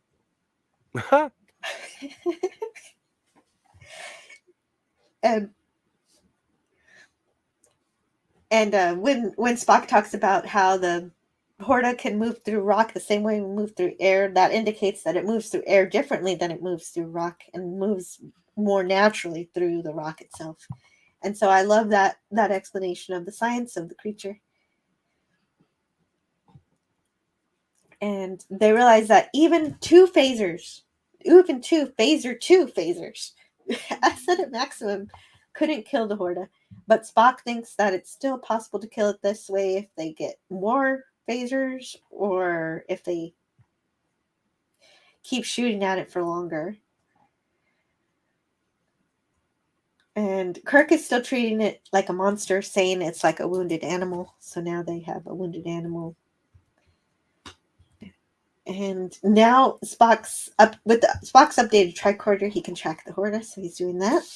And then Spock amps up his science officer mode even more, and that might be a smaller part of why this is my favorite episode, because every plot point has a basis with Spock's analysis. In this case, we learned that there are way too many tunnels that could have been made by just one creature. So we get this exchange from Kirk and Spock. And he wants some help reading this. Well, okay, yeah, there's a bit here. Starting with then we're dealing. Patty, can you read for Kirk? Sure. There's a lot of reading. Then we're dealing with more than one creature, despite your tricorder. Oh heavens! Readings, or we have a creature with an extremely long lifespan. And Spock says, or is it that the last of a race of creatures which made these tunnels? If so, if it is the only survivor of a dead race, to kill it would be a crime against science. Mr. Spock, our mission is to protect this colony, to get the Pergeum moving again. This is not a zoological expedition. Maintain a constant reading on the creature. If we have to, we'll use phasers to cut our own tunnels. We'll try and surround it. I'm sorry, Mr. Spock, but I'm afraid the creature must die. And Spock agrees. Yeah. Yeah. Oh, that's my line. I'm sorry. But yeah, Spock agrees with this. He sees the logic in it because the creature is killing so many people. And Giotto is with several red shirts now. So get another line of red shirts. They're always fun. And Captain Kirk, who orders them to shoot at whatever appears to be its head. Where's its head? I don't know. They don't exactly say how to determine that, but that's the directive. It's a rock. It doesn't have any sensitive spots. Thank you, Galaxy Quest. Kirk says, your orders are shoot to kill. Protect yourself at all times. But Spock contradicts this a bit before that. He says that they could possibly capture it. But Kirk reiterates that the creature must be killed because he doesn't want to see any more men die. In fact, Kirk is starting to see this as a problem. Spock seems to insist on thinking about capturing the creature, even though it must die. So Kirk decides it's time for Spock to head back to the ship to help Scotty keep the pump active. And in fact, one of the exact lines from Spock is, it would be a crime against science, which is very important. Absolutely. It would be a crime against science to kill it, especially if it was the only survivor of a dead race. And I feel like this is kind of a callback to maybe some disappointment in the writing of The Man Trap, where they just kill the last living creature of a race in the episode. But I'm not sure. Well, I don't think it was an error. It would have been more of just a difference of the species, wouldn't it? Because one was actively seeking out to kill and the other one was being more protective. Well, yes, that's true. But I think it's just the idea of exterminating an entire species just by killing one. And then that's the last one. So here we get, obviously it's not because there's some children, but without the mother, they will all die. So here we get some proof also that Vulcans can in fact lie. Like Spock says, I don't know if he said it yet, that Vulcans can't lie, but Here's some proof that Vulcans can in fact lie, because there's no way following exchange is accurate. Because I'm more of a problem solver in math than I am computational, but this definitely sounds wrong to me. Kirk says, Mr. Spock, you are second in command. This will be a dangerous hunt. Either one of us by himself is expendable. Both of us are not. And Spock says, Captain, there are approximately 100 of us engaged in the search against one creature. The odds against you and I both being killed are 2,228.7 to 1. But to me, this is Vulcan speak for not wanting to leave someone you want to protect. Obviously, Spock cares for his captain, and that's why he intends to stay. But yeah. Oh, I just saw a fun meme about Vulcans the other day, because it's something that I do on the internet, and it was like, so who exactly told you that Vulcans can't lie? Was it a Vulcan? And then the defeated look on the crewman's face, and I was just like, yeah, actually, now that you mention it. Yeah, exactly. And this is leading up to a beautiful moment and alluding to the emotional component of Spock, because he's half human, where when he gets concerned for Kirk, he doesn't say captain, he calls him Jim twice in an upcoming scene when he's in the tunnel and he's concerned for the captain's safety. Yeah, and his concern is pretty apparent, and that's a good observation to notice he's calling him Jim. I missed that part. So now Scotty's makeshift pump fails for good. So the planet is in danger of soon poisoning its inhabitants. So all the colonists, except for a few of Vandenberg's key personnel, have to be evacuated. Or because in 10 hours, the nuclear reactor will go supercritical. So that's how long they have to find the pump. And they don't have enough phasers for everybody, so the miners are just going to use clubs. So yeah. What? This is the part where This is my I only need what to the dip. hell moment. I need to dip out, Jill. I have a ride coming to pick me up to go pick up my rental. Okay, can you give us your brief review of this episode? Definitely one of my 5 top Star Trek episodes. I'd give it a Star Trek. I give it an A+. Yeah, there's my reservation. I give it an A+, and because we find out that it starts out as a horror episode, and then we find out it's a very malevolent creature and very helpful. And the fact that it was just a mother protecting its eggs, I really love that. But I wish I had more time to add, but I don't. I'm so sorry. I didn't know that my car was coming this early. Oh, yeah, I know. I thought we were going to get a bit more of a warning, but definitely have a good day, and I'll be in the chat listening. I'll be in the chat listening. Okay, great. Well, we'll be looking out for you. Gonna miss you, especially because this is like the horror episode. So best of luck with whatever you're doing, man. All right. Cheers. Bye bye, everybody. Yeah, bye. Thank you for being here and all of my shows. He's been around since the beginning of my channel. So then, yeah. Besides the fact that this is kind of where we're getting the idea that these miners are starting to form a mob, because this is also going back to the universal horror motif where the clubs are a metaphor for the pitchforks and torches that the villagers would bring out against Frankenstein or Dracula in the 1930s and 40s. That's what it feels like to me too. Yes, absolutely. I'm so glad you said that. Thanks, Jill. Absolutely. And I understand what they're going for tonally, but for people who couldn't respond with phasers, your clubs are going to be, in a puddle of goo underneath where the Horta used to be. Exactly. I mean, they've already established, Scotty, how this can't work about 5 minutes ago. Yeah. No, it's funny because when they do break up for teams later, they're like, you go with the Starfleet officer because they're better armed than you. Yeah. I mean, look at the still you've got here. They say, we'll use clubs. Right behind Vandenberg, there is a metal more powerful than the metal used in the clubs that has a giant burn hole in it. Okay. That's telling you what's going to happen to your club. See, yeah. Jill, in psychology, this is called cognitive dissonance. Mm-hmm.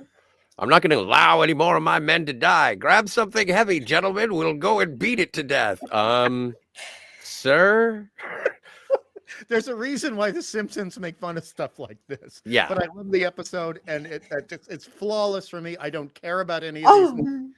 Oh no, it's flawed. Like and that's No, the it's thing. not. It is, and this is part of the, again, cognitive dissonance. Is like you can accept something just because it isn't 100%. I think that the tone of this is perfect. The characterization is really great, and it's showing the two different social strata of Starfleet and the operations colonists that are on Janus. Like, all of it works, but there are parts, again, look at their feet, those shiny mall floors. Stop it, Scotty, stop it. I'm just saying, you can love a thing even if it's not perfect. It is perfect. It's not, and you're wrong, but I love you for loving it. Don't mess with my pizza monster. I'm sorry, please continue. No, well, it is crazy that they're going to use just sticks and clubs, whatever. But I think that's part of the characterization of the miners. Like Hungry was saying, they're turning into a mob. Then they don't really explain how, but Spock can sense the creature, and he's not even looking at his tricorder. I don't know how. Speaking of things. I think it is. Isn't it something like in terms of the general psychic abilities of the Vulcan? And there is an intuition, like you can sense when you're being watched, or sometimes people have. It's true. Okay, that's good enough for me. Yeah, that doesn't bother me. This is fine. Yeah, I get it. But okay, so then they separate their search. They're gonna search 2 different tunnels, and Kirk finds way more silicon nodules. Ah. And Spock already knows what they are, or he's pretty sure, because he makes a note to tell Kirk not to damage any of them. So we know he has a theory about them. And the roof begins to cave in around Captain Kirk, but he's fine, but this alarms Spock. He shows extreme concern, extreme for Vulcan. To see any emotion on him is pretty wild, and you see it in his face, his sense of urgency and focused intensity. And I think this is a wonderful balance from Leonard Nimoy, showing the care from a Vulcan who is also half human, bringing that human side to it without being overly emotional. It is a very I knew you were fine going to moderate line. that. No, it is perfect. I'm on Team Jill here. Sorry, Scotty. Team Jill. Oh, you don't have to apologize. You don't have to apologize. I appreciate the urgency of it. And again, this is, we're still season 1, and we are establishing characteristics and whatnot. And so it even sort of complements I think you're getting more human all the time, Mr. Spock, at the end of the episode. Mm-hmm. And it also complements the Vulcan sense of order, because there is, as we've seen with Mr. Spock throughout the pretty much the entire show, not just one season or the other, the order of command is very important to him. Like when he is put in command of the Enterprise, when Kirk is not there, he runs a very tight ship for as long as he can. So the notion of potentially losing your captain, if it's not absolutely necessary, would rankle the Vulcan logical mindset, as well as whatever emotions he's got bubbling under the surface. But, and not to be contrary, but I am. Like, Yes. we did just have Spock basically say, I'm gonna throw in just a little added caveat onto my captain's orders, just in case he doesn't notice. And if you can capture it, huh? And then Kirk is like, So while I know that a lot of people deify Spock in terms of being this paragon of virtue and logic and order, he is still flawed. And this would be something that I think Spock himself would be embarrassed at if anyone was around. Yeah, but then again, for some people, not anyone here on the panel, or not from Pop in absentia, but for a lot of people, they would consider such manipulation to be a logical choice of action. That if you can neutralize the threat without killing it, and maybe you just massage the captain's instructions a little bit, it might be the most logical thing to do, even though it is in pretty much direct violation of what Kirk said, and he even takes Spock to task over it a little bit right afterwards. Well, exactly. Yeah. He was going to remove Spock from the equation because he was being counter to the orders that were being issued. Mm. Yeah, and Vulcans have a really strong sense of wanting to protect life. They have a respect for life. And this is Spock implementing that and planting the seed in Kirk's mind about it. Mm. And Rumble. Oh, there it is. yeah, Oh no. rumble. Rumble, rumble, rumble. Yes. That was not favorable to the original special effect. No, it wasn't. No. Oh, hold on. I did, I'm gonna although change the corner. I did enjoy the, there you go. Yep, That's- kick the baby. No, Scotty. What? He does. The Horta kicks a baby. Yeah, so up in the upper right-hand corner, if you're just listening to this as a podcast, it's I have a GIF of the Horta coming out of the tunnel and kicking an egg.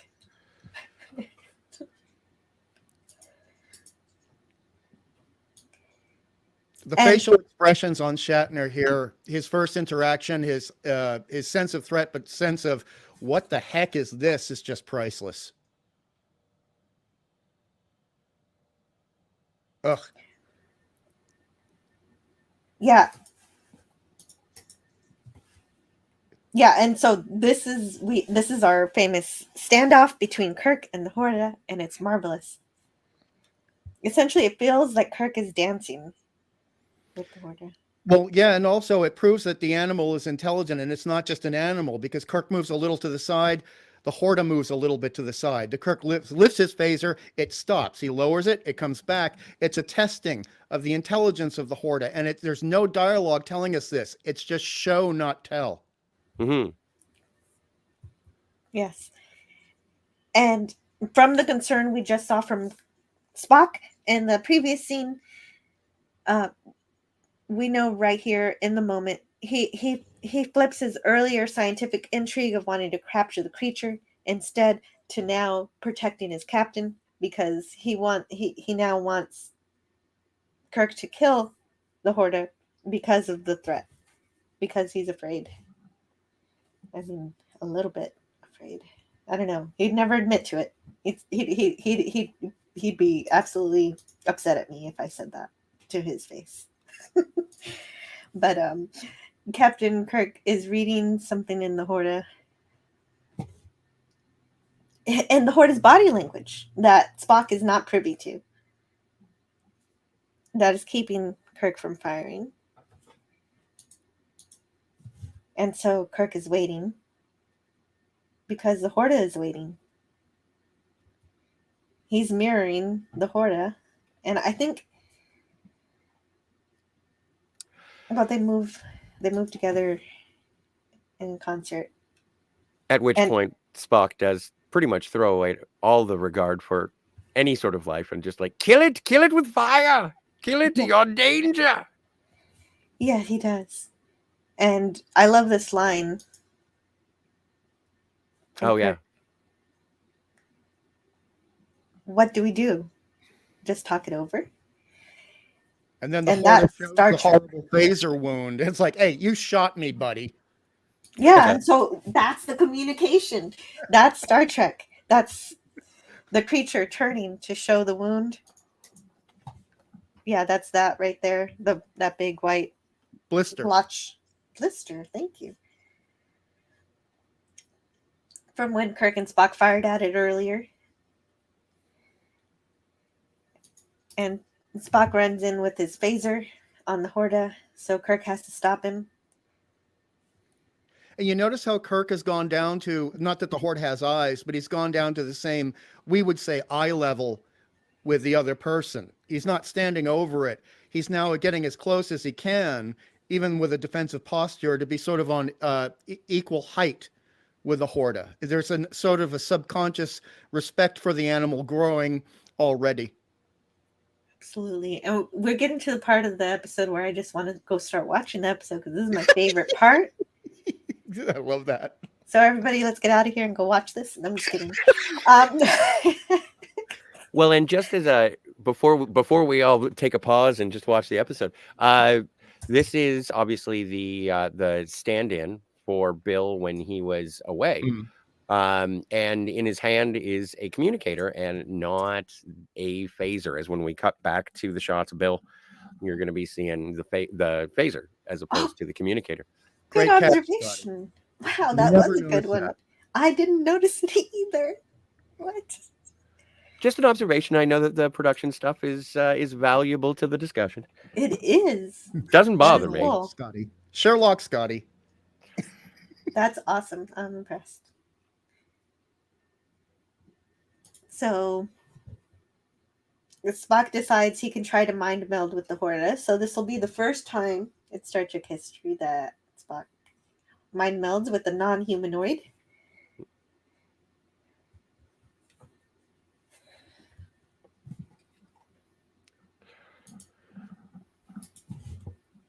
Oh, and look, lots of babies.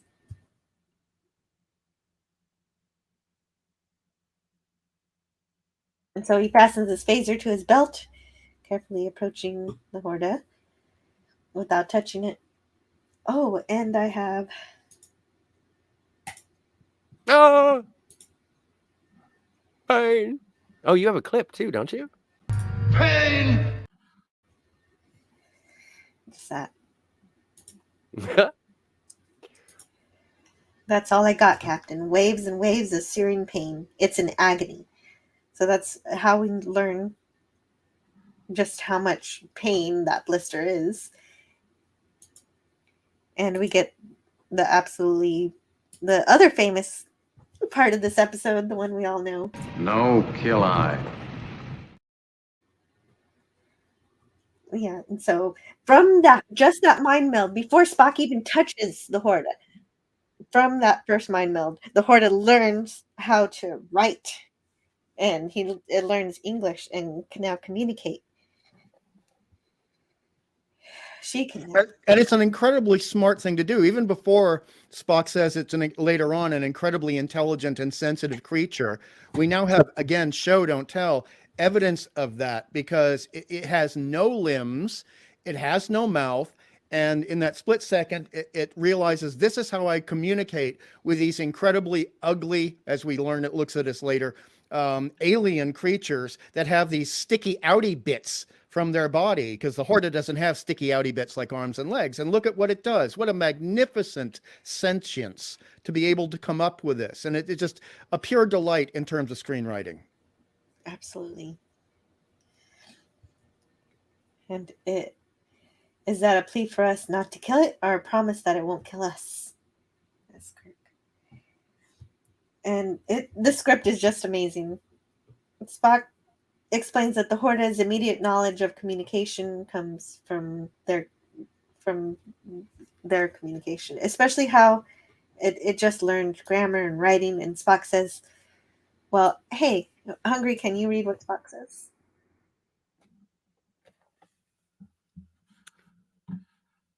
Very happy to. Spock, I don't know, Captain. Evidently, it gained an immediate knowledge of us from its empathy with me. In my brief contact with the creature's mind, I discovered it is a highly intelligent, extremely sophisticated animal. In great pain, of course, because of its wound, but not reacting at all like a wounded creature. It calls itself a Horta. Bravo! Yeah, Oh, thank you, beautiful. Scott. So Kirk wants Spock to ask the Horta for the pump back, so the planet isn't poisoned, obviously. But Spock knows that the creature doesn't want the miners on the world, so he's not sure that's going to work. Kirk realizes he needs to win its favor, so now we need Dr. McCoy, so he can come and try to heal the Horta. But Kirk doesn't exactly tell him what he's going to do. He just asks him to come down. Well, there's a necessary butt-headedry in some aspects of being a captain when the needs are right there and they're immediate, you know? Mm-hmm. Well, and also in terms of the classic Kirk, Spock, and McCoy triumvirate, you have Spock saying that there is a possibility of a silicon-based life form based on the evidence that is presented to him. McCoy is, with his medical knowledge, basically dealing with carbon-based life forms, and his medical knowledge says, no. I'm pretty sure I've got the medicine figured out in this galaxy already. And then it's Kirk that takes the leap and says, well, I have heard that is a possibility. And if it is a life form, it can be healed. So it is a meeting of both Spock and McCoy's assertions that brings the solution to this first contact, essentially. Perfect analysis. Perfect analysis. Thank you, Scotty. I agree. And Spock thinks that McCoy's medical knowledge will be useless, but Kirk counters that he's a healer. So in order to find out why the Horde has been killing, Spock's going to mind meld with her again, but this time he's going to touch her. And I mean, I guess it's lucky he didn't find the mouth or anything with the acid and everything. But oops. We do not need amputee Spock in any of these episodes. Thank you very much. No. So the miners are close at the end of the tunnel, but Kirk has Giotto hold them back, and they're not happy about that. He says that they're getting ugly because they're becoming a mob more and more. And Spock mind melds for quite a while. Like Dave G. Sounds was saying, it does go on and on and on, and it's slow and it's amazing. But McCoy doesn't see the Horta as a patient at first. Just that it's made out of stone. Oh, right. Okay, so I suppose Spock says a lot of things from the Horta. Pity. Devils. Eternity ends. And the Chamber of the Ages. The altar of tomorrow. Oh, I'm loving all of this because this is where we really see the double-sided aspect of the title of the episode, where man, capital M, is really the devil in the dark here. Yes, the murderers. The murderers of the babies. Stop them. You know, I come for the analysis, but I stay for the radio play. You know, this episode really could be a radio play very easily with very little change. Yeah. You're right. Agreed. I love sci-fi radio plays, especially the ones from the 50s. And yeah, you can just imagine, especially with the voices and the control of their vocal cords, that Kirk, Spock, and McCoy, DeForest Kelley, Leonard Nimoy, Mr. Shatner, they had. I mean, they speak incredibly quietly. You hear all that enunciation. Oh boy, it would have been wonderful to have radio plays from these three guys. Oh, I highly, and just a mild sidetrack, having just finished up the entirety of the animated series, that was fantastic. And then the untapped resource of the Interplay video games from the 90s, Star Trek the 25th Anniversary and Judgment Rights, in terms of there are more. If you haven't seen the animated series or played those two PC games, there are more performances from these actors as these characters that you may not have encountered. Oh no! I'm as Jill knows, I'm a total whore for the animated series. So nice. I'm not a game person, so I haven't encountered the game stuff, but I can watch people playing them and listen to it on YouTube, I imagine. I would imagine, yeah. We tried to do one over on our channel, and CBS just was like, no. Buttheads.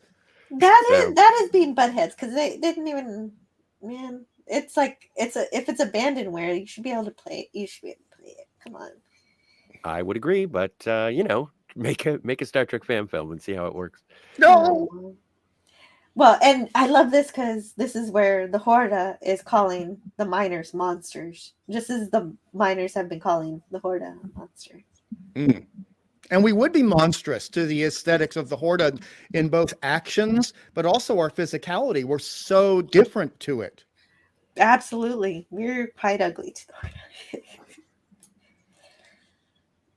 Well, and as you mentioned before, just in terms of the communication between Kirk and the Horde, him sort of crouching down to be on the same level, it would be frightening for all of these spindly, gangly, tall things that had been destroying the eggs. It's just like, what are these freaky deaky things? Well, imagine if we suddenly had come upon us 10-foot tall daddy long legs with extra mandibles and more than 8 legs, and we would be horrified by them just to compare the ratio of limbs. The Horde has got no limbs, we've got 4. So imagine something with 4 times as many limbs coming at us, standing over us at more than twice our height. We'd be pretty scared. Terrifying. Yes. And so then McCoy is charged with healing the Horde, and so but meanwhile, of course, Spock is still mind melding. Eternity stops. Go out into the tunnel. So now the Horde is telling Kirk exactly what to do. To the Chamber of the Ages. Cry for the children. Walk carefully in the vault of tomorrow. And the Horde is crying. But through Spock, sorrow for the murdered children. The Horde was not alone watching this at this point. No. The Horde was not the only person crying. That always brings tears to my eyes at every time I see this scene. Man, this is not just perfect Star Trek, it's perfect science fiction television. It is.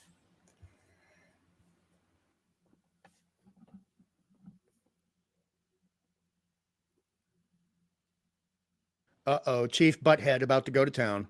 Yeah. What's his name again? But, Abel? Yeah. They're going to want to kill it. But... Oh, okay. Sorry. I'm getting dizzy. Sorry, I missed a clip I needed to play. Oh, okay. Where is it? There it is. I'm a doctor, not a bricklayer. There it is. Outstanding. Hurrah. And that's the first time, of course, in Star Trek history he says, "I'm a doctor, not a..." As Pop told us earlier. And I love Kirk's response. "You're a healer. There's the patient. That's an order." Yeah. Yeah. Well, it's one of those things when you're on the starship, when you're the chief medical officer. Hey, guess what? I know that you don't know what that is, but medicate. Like, just do your thing. I don't know how you do your thing. Do it. Do that thing you do. Exactly. And right now the miners are becoming a mob. And actually, this is a good point to read from the 365 book about this mob mentality that is forming with the miners. Where's that?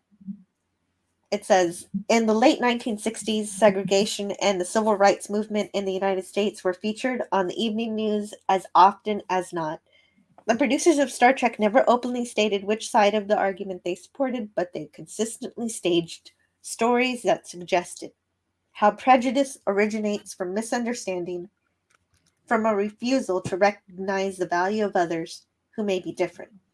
For the Devil in the Dark, they created the most different alien ever encountered by the crew of the Enterprise.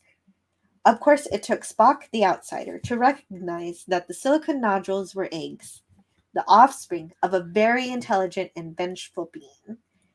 The conclusion for all is that the devil down in the mines was not the Horde, but the mob mentality of the frightened miners. 100%, yeah. Mm-hmm. And just a little aside from Richie Poole. Hey, Richie Poole. Good point. McCoy said he's a doctor, not a moon shuttle conductor in the Corbomite maneuver. Oh, thank you. Excellent. Thank you so much. Okay, so this wasn't the first time. But still, one of the most iconic. Mm-hmm. It's the one I remember.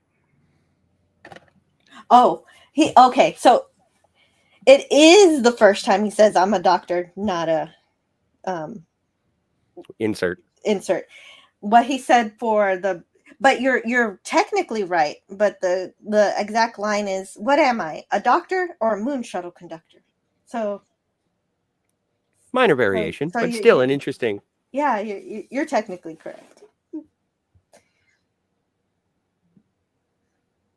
Very, very interesting. But I'm so happy you brought that up. Thank you so much, Richie Poole. You rock.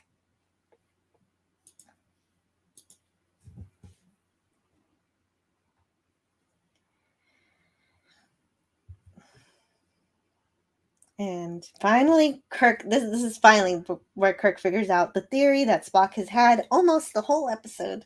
The nodules are the Horda's eggs.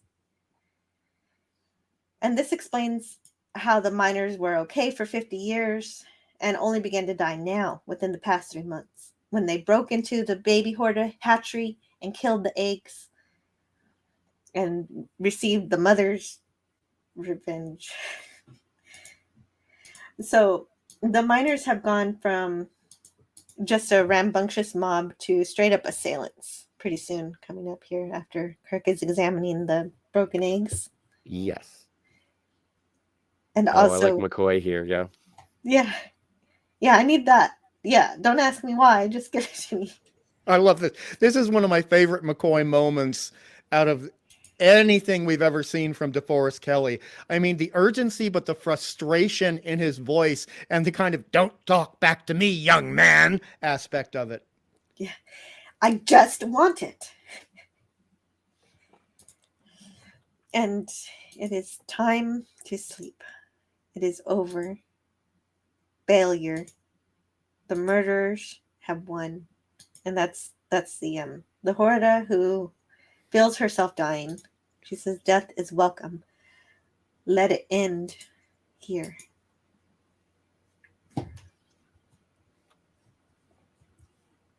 And Kirk has to break Spock out of his mind meld to tell him he found the Horda did help Kirk find the pump just in time. Still in shape.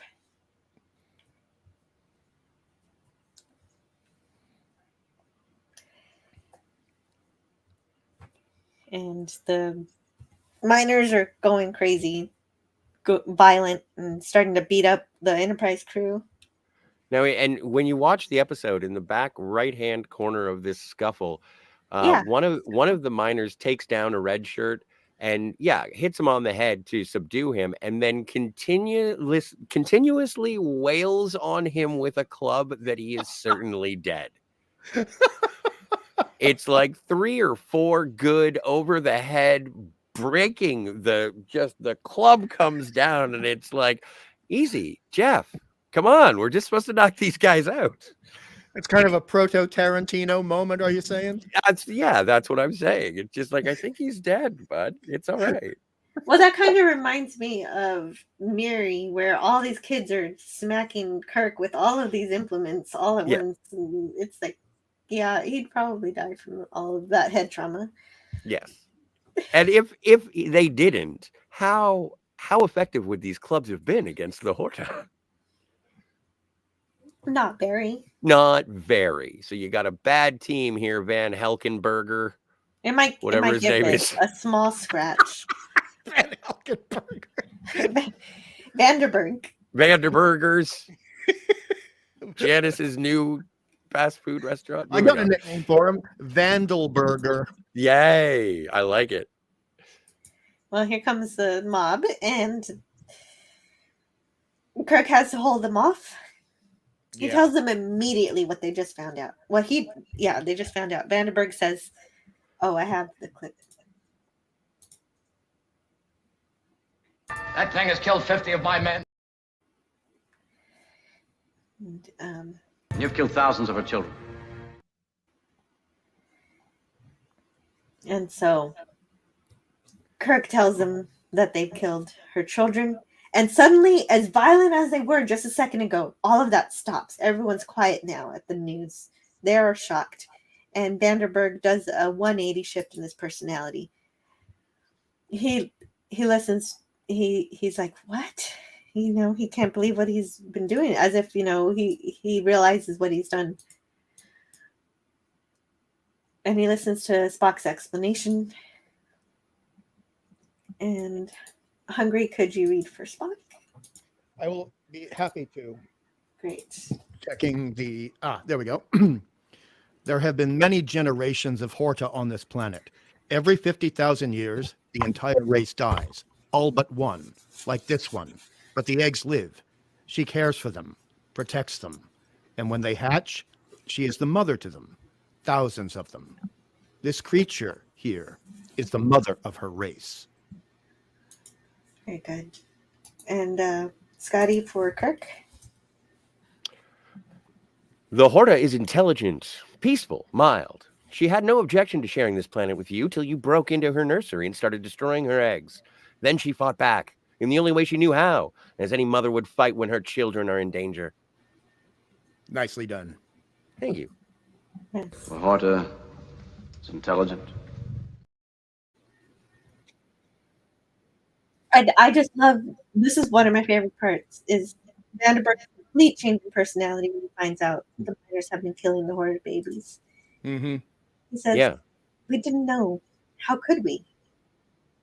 I mean, if these eggs hatch, there'll be thousands of those things. And he finds out he and his men can work together with the Horta, where the Horta can help them find the minerals. Mm. And the Horta can be left alone to live out their lives in peace. Otherwise,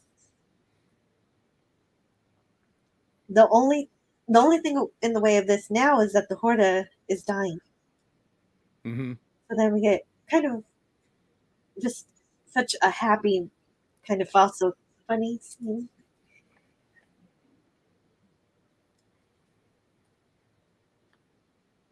And of course, Chief Butthead is not buying it yet. You notice his reaction did not soften, although Vanderberg's did. And he's the one who complains about, we still have to get the Progerium. Yeah, like he's not listening. Oh, he's such a butthead. He is the big butthead in this episode. She and her children can do all the tunneling they want. But this is the part that's both joyful, kind of funny. I love this line from McCoy. He says, "It won't die. By golly, Jim, I'm beginning to think I can cure a rainy day." Yeah. And we find out that despite him saying he's a doctor, not a bricklayer, that's precisely what he becomes. He becomes a bricklayer, using thermoconcrete to use as a bandage to heal the Horta. And so she does agree to work with the miners. And her babies hatch and everything is now copacetic. It's just everything I could want from a Star Trek episode. And we get some great Spock humor here too. The Horta has a very logical mind, despite being around all these humans. And he says it's something slightly different, but same effect. And there's the only lady. Yeah. Yeah, see, I thought the same thing you did. I was like, oh, okay, hey, there's a lady, but I didn't really think about it that way. But I just knew I had to get a picture of her. Yeoman Lisa. I love how you give characters names. What? You don't know Lisa? She's awesome.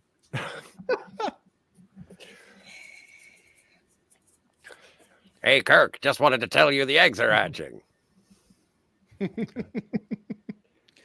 that part. Here's that beautiful part where we get the comparison of the species. Yeah. Yes. Yeah, it's because the miners comment how they're getting used to the Horta's appearance, and Spock says, that's exactly what the Horta told me. Perfect science fiction, perfect Star Trek. She found humanoid appearance revolting, but she thought she could get used to it. And McCoy says, oh, she did she? Now tell me, did she happen to make any comment about those ears? Not specifically, but I did get the distinct impression she found them the most attractive human characteristic of all. I didn't have the heart to tell her that only I had. She really liked those ears? Captain, the Horda is remarkably intelligent and sensitive creature with impeccable taste. Because she approved of you. And I want, yeah, Scotty, yes, that's exactly what I was thinking. Yes, hungry. Scotty needs to read this part. I suspect you're becoming more and more human all the time. Not a very good Shatner, but a great line. It is a great line. Captain, I see no reason to stand here and be insulted. And I do have the clips for it too. I suspect you're becoming more and more human all the time. Captain, I see no reason to stand here and be insulted. And the beauty of this humor is that even as kids, we could get it. I mean, this is timeless humor. It's funny throughout generations. Yeah, it is. It's and it's not just humor. To Leonard Nimoy, he believes it to be integral to his character development. He says it was a wonderful moment which defined the relationship and defined the whole Spock character's existence and his attitude about himself. And apparently, at the closing credits of this episode, we learned that Star Trek was renewed for season 2. Because, after this episode, we get 3 more episodes and then season 2. And so now here's the part where we rate the episode. Talk about, I always get the credits here. Written and produced by Gene L. Kuhn. Usually it just says produced. And Vanderberg was portrayed by Ken Lynch. Yes. And Barry Russo as Giotto. And you know what? This is one of the few times that I didn't give our boy Mr. Leslie, Eddie Paskey, a little love, but he was on the landing party as well. Oh. And Biff Elliott is Schmitter. And Biff, yeah. Brad Weston is Appel. Brad Weston as Butthead. Yes. As Butthead. And of course, this is our second episode with DC Fontana as the script consultant.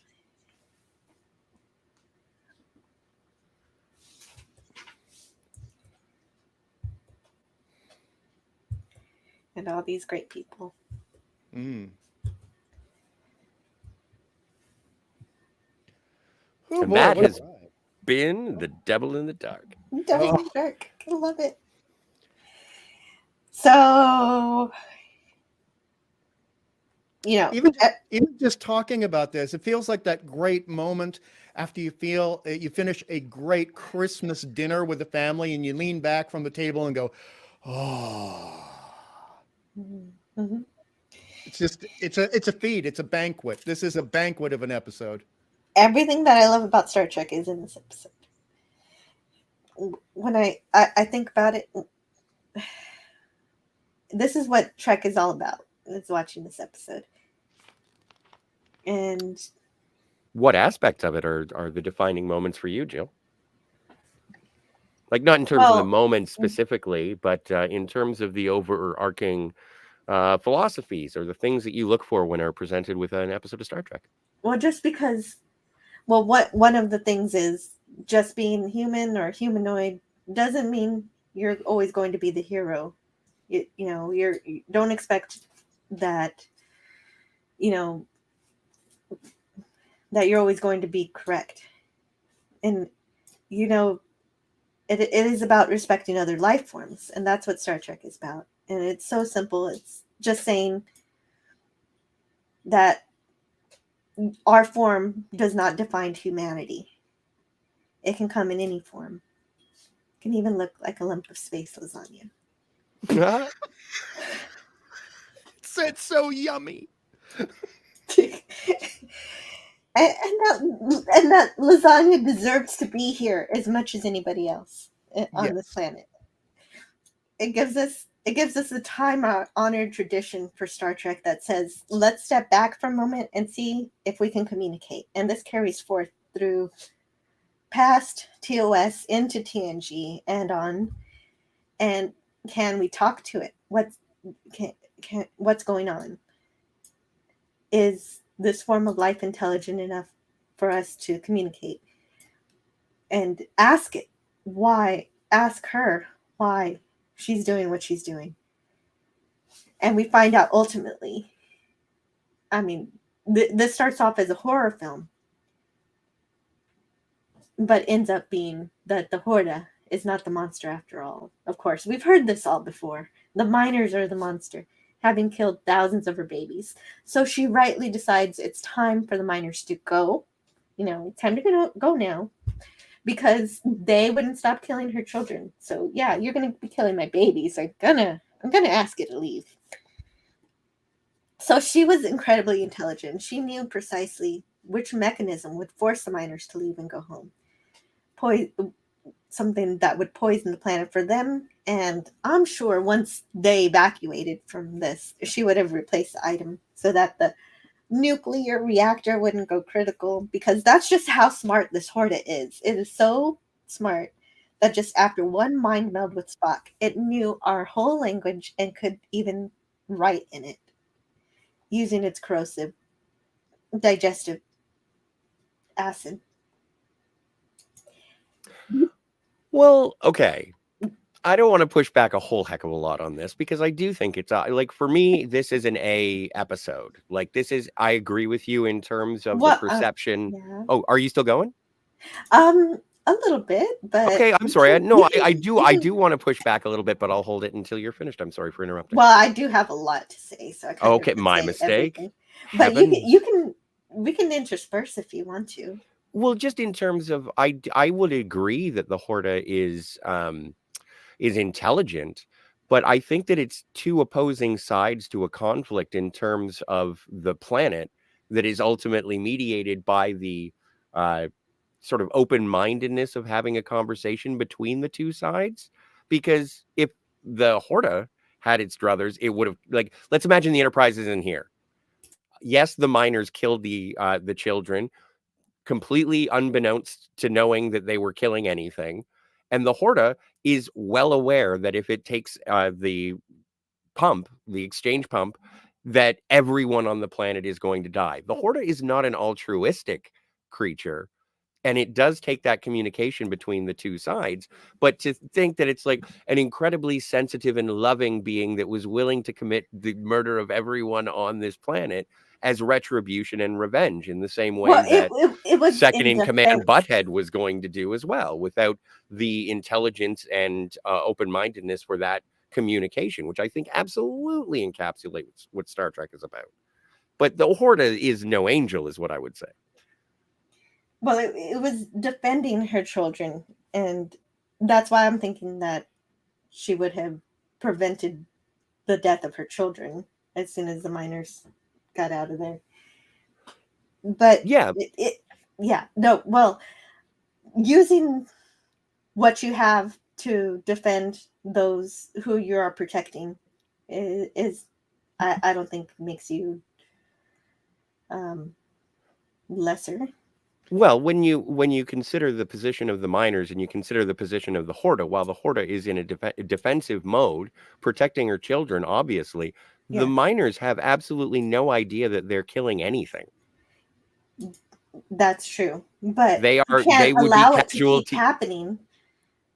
Yeah, right. But that they were doing, whether it be ignorance, and it's not like ignorance of the law is no defense. That's true. They didn't know they were doing anything. There's ignorance on both sides. That's absolutely a fair point. I don't mean to play devil's advocate because I'm on Team Jill here, but I have to back up Scotty on one thing. Though it wasn't the thing that Scotty mentioned, is it was established that without the progerium, that there were thousands of people dying on other planets. So the miners, by getting to Progerium, were actually saving lives as well. This was a conflict of two awful outcomes. Yes. Yeah, absolutely. That's a fair point too. I didn't think about that. The miners are also protecting people's lives. They said there were like 10 planets with reactors that needed this stuff, and that they were losing their life support due to being dependent on those reactors, thus dependent on the Progerium. So, I mean, everybody's losing out here until we come to the conclusion. Right, definitely. And, well, the Horda, to me, are just not just intelligent by any standard. I think they're more intelligent than we are. And the humans see the creature as just a blob, a monster, even just as a lower form animal. And instead of just killing like how we killed the salt monster before and moving on, we get our heroes in this episode, Kirk, Spock, and McCoy, working together to communicate with the Horda. And so that is the point, and that changes things. Who is the one who's going to open the line of communication? And it is together Kirk and the Horda.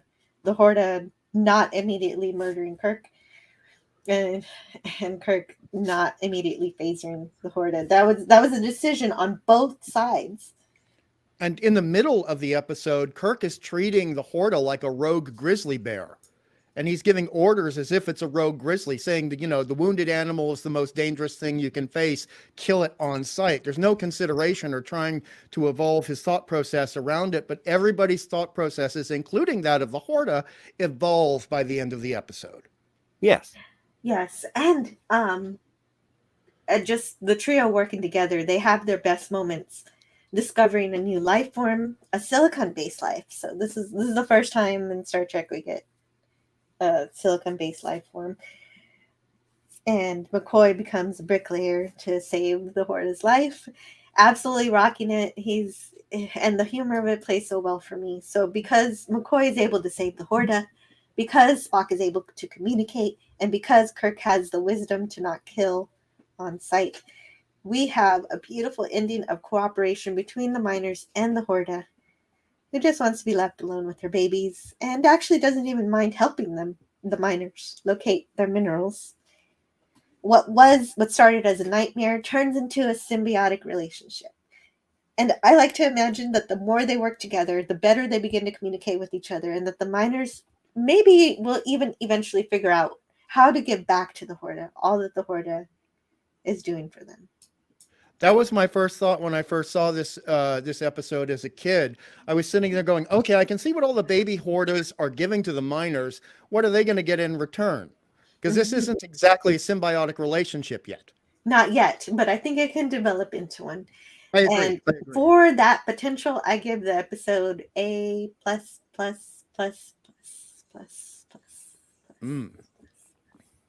So an A plus. It's my favorite episode. No, it gets extra pluses. Several pluses. Where each plus equals 5 points. So I give this episode 145%.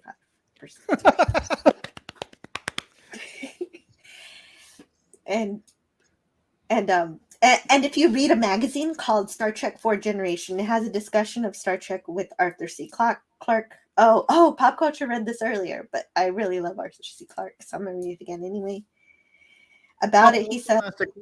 Pop also asked a question in the chat. I haven't got back to the chat yet.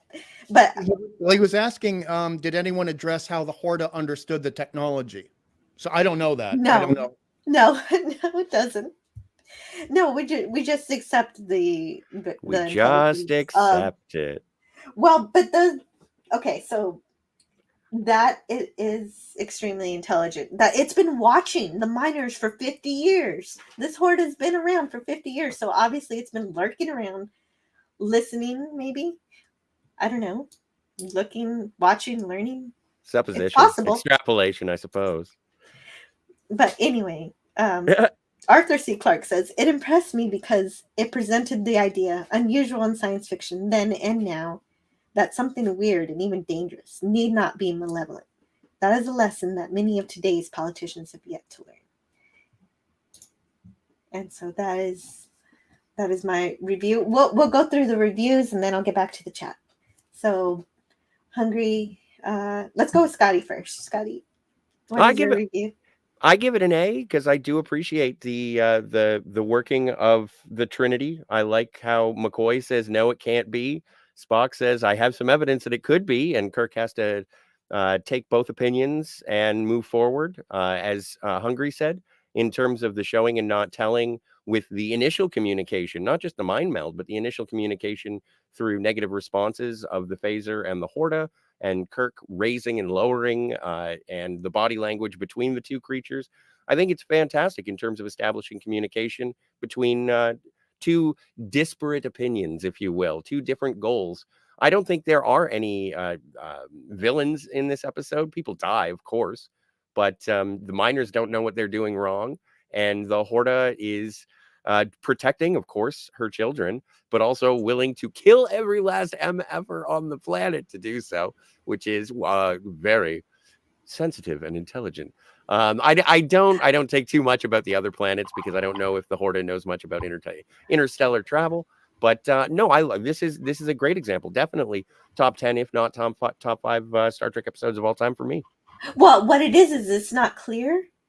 It's not clear whether or not poisoning the planet will kill. It will kill them, but maybe it'll give them enough time to evacuate when they realize this is happening. And possibly, again, I appreciate where you're coming from, but right. it's like if the Enterprise wasn't there, then this would have played out exactly the same way, and the miners would be dead, and the Horta would be fine. Right. Yeah, exactly. That's true. If the Enterprise was there, yeah, they'd have nowhere to evacuate to. So, yeah, but it's a brilliant first contact. It's a brilliant first contact to establish the needs and wants of both parties included. So there is a level of diplomacy that is not necessarily attributed to Kirk as often as it should be. Yeah, but I do love your idea that there are no villains because, of course, like the miner says, we didn't know. How could we have known? Mm-hmm. Well, and obviously, and he's even taken aback. Like he's like, killed? What? Huh? They're rocks. What are you talking about? Yeah. And Hungry says he's away. No, I'm fine. I thought I'd need 3 minutes, but then the problem went away. Thank goodness. So I'm great. So what do you give for this episode? Okay, so my perspective, my rating, and my reasons for it are a bit different than yours. So mine are going to be a bit more technical. So this is my all-time favorite. As Jill knows, when she first saw me on the 735 Club, I used to rate Star Trek episodes 1 to 5 Hortas. This is a 7. So I actually used Hortas as a rating of excellence. This is 7 Hortas out of 5. And the thing that I really noticed the last 2 times, not just rewatched last night, but also about 7 months ago, is how incredibly fast this episode moves. There's not one wasted second or half second. We're getting information right at the beginning. We are being lured in and intrigued in the cold open.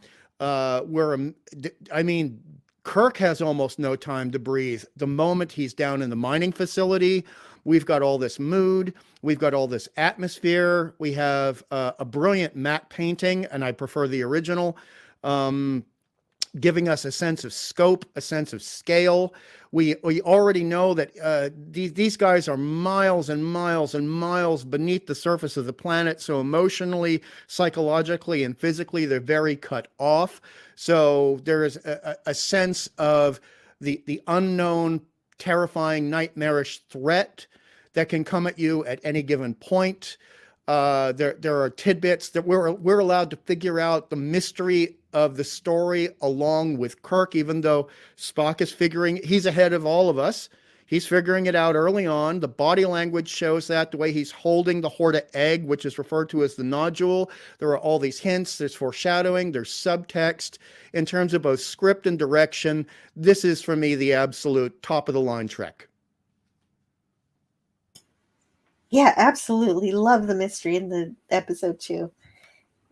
the mystery and with the what the eggs are and everything. And that makes sense. And just the idea of something that seems so inhuman becoming more human than a lot of the humans in the actual plot, and the cleverness of having the Horta have no physical voice, but metaphysically, not physically, she has a voice in the way she constructs her sentences, what she's feeling at the moment, the way she is expressing them. She is as much of a character as anyone else the moment we see No Kill I, and it just leads us right into the beauty of the psychology of this new species we have encountered. Yes, absolutely. Yes, because humanity need not come in humanoid form. And so I'd like to read from the chat. We've got some thoughts here. On first viewing, okay, it was convincing. Where was I? Let me see. Dave G. Sound says, I remember when I saw this as a kid in the 70s. I thought when the Horta turned around to show its phaser wound, it looked like a butt. Kind of, yeah. And he also says, I knew I wasn't the only one who saw that imagery.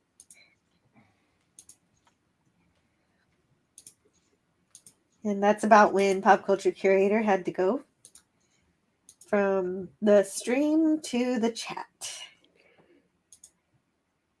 And yes, the miners are revolting Franco Walker. Dave G says, sticks and stones versus a stone dissolver. Yeah, exactly. Yeah, you're going to be disarmed rather quickly, Greg. And Franco Walker has a message for Scotty R37. Leave the floors alone. Someone's got to wax them. Hey, he did. In his review, he didn't mention the floors. No, I'm fine with it. Herc 130 says they're playing rock, paper, scissors, phaser. Oh, and then Franco Walker remembers rock, paper, scissors, lizard, Spock. I don't think Big Bang Theory came up with that, so it's okay. Right? I don't know.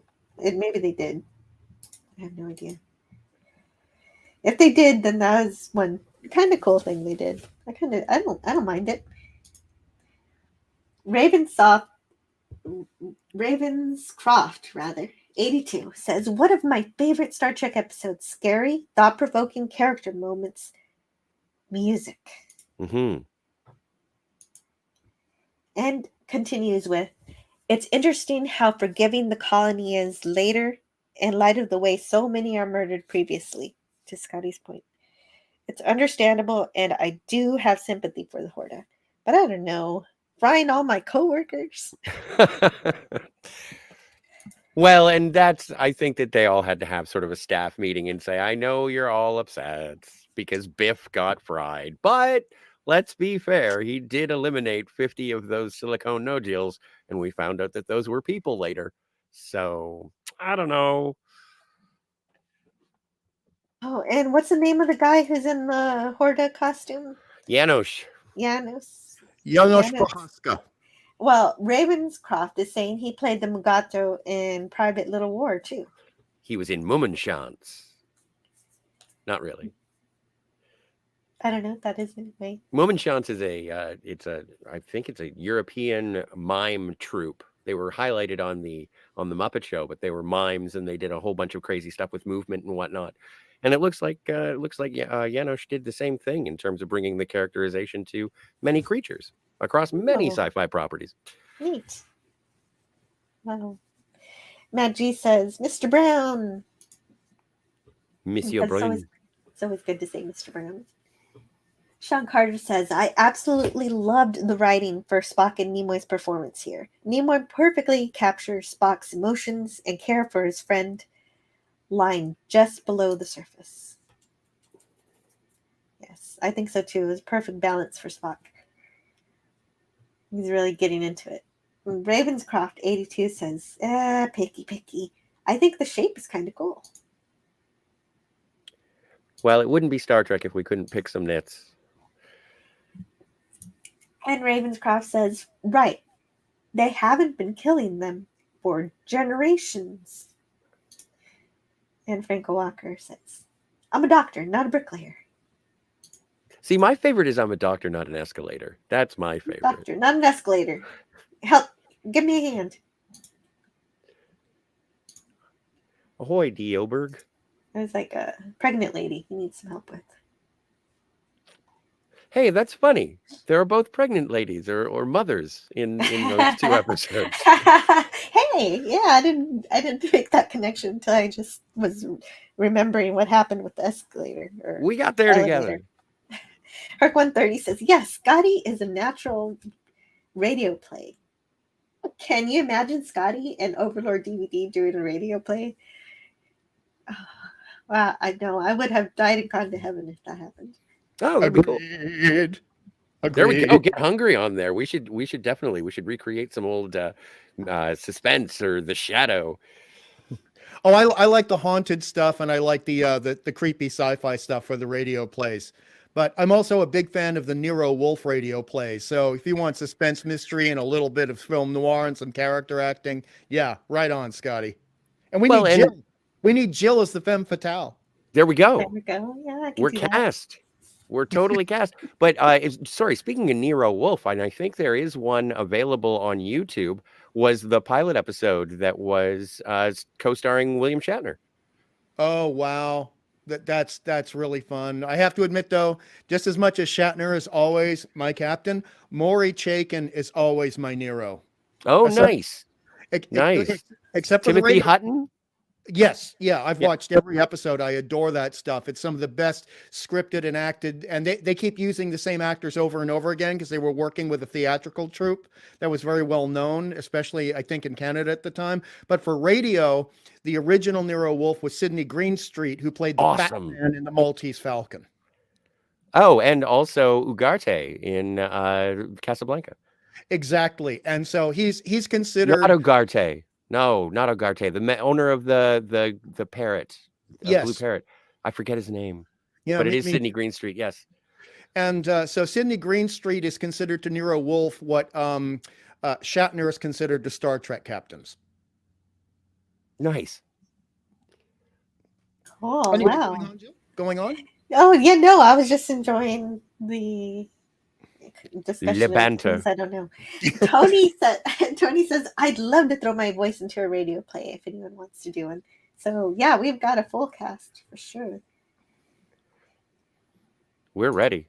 And Ravenscroft says, surprised but pleased that no one has tried to do a follow-up to this in any of the ensuing seasons.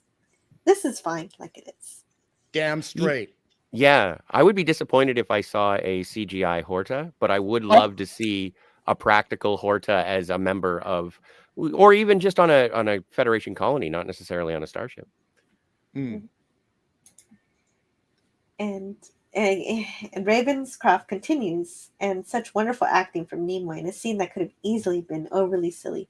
And I agree. He really worked hard for that one. And I agree also with Scotty. It would be cool to see a Horta serving in Starfleet. Horta Ambassador. I'd love to see a Horta Ambassador. Oh, yeah. Because they can it's proven they can control the corrosive elements. So there are parts that aren't burned in the mining facility. We saw that. The Horta controlled where she burned and where she didn't. So maybe they could exist in a facility that could support human life, or we would go into a mutually copacetic environment where we could interlocute with the Horta and they could interlocute with us. Yeah, definitely. There could definitely be a way that could work. Just to find the perfect planet for the Horta that still works with us. I like it. I think. Oh, Ravenscroft says, I think we're supposed to assume no one died. Oh, I think that's probably when people are beating each other with the sticks. Yes, when they were wailing on each other. Yes. Probably the scariest creature ever on the original series. And also continues saying, such a great encapsulation of their relationship.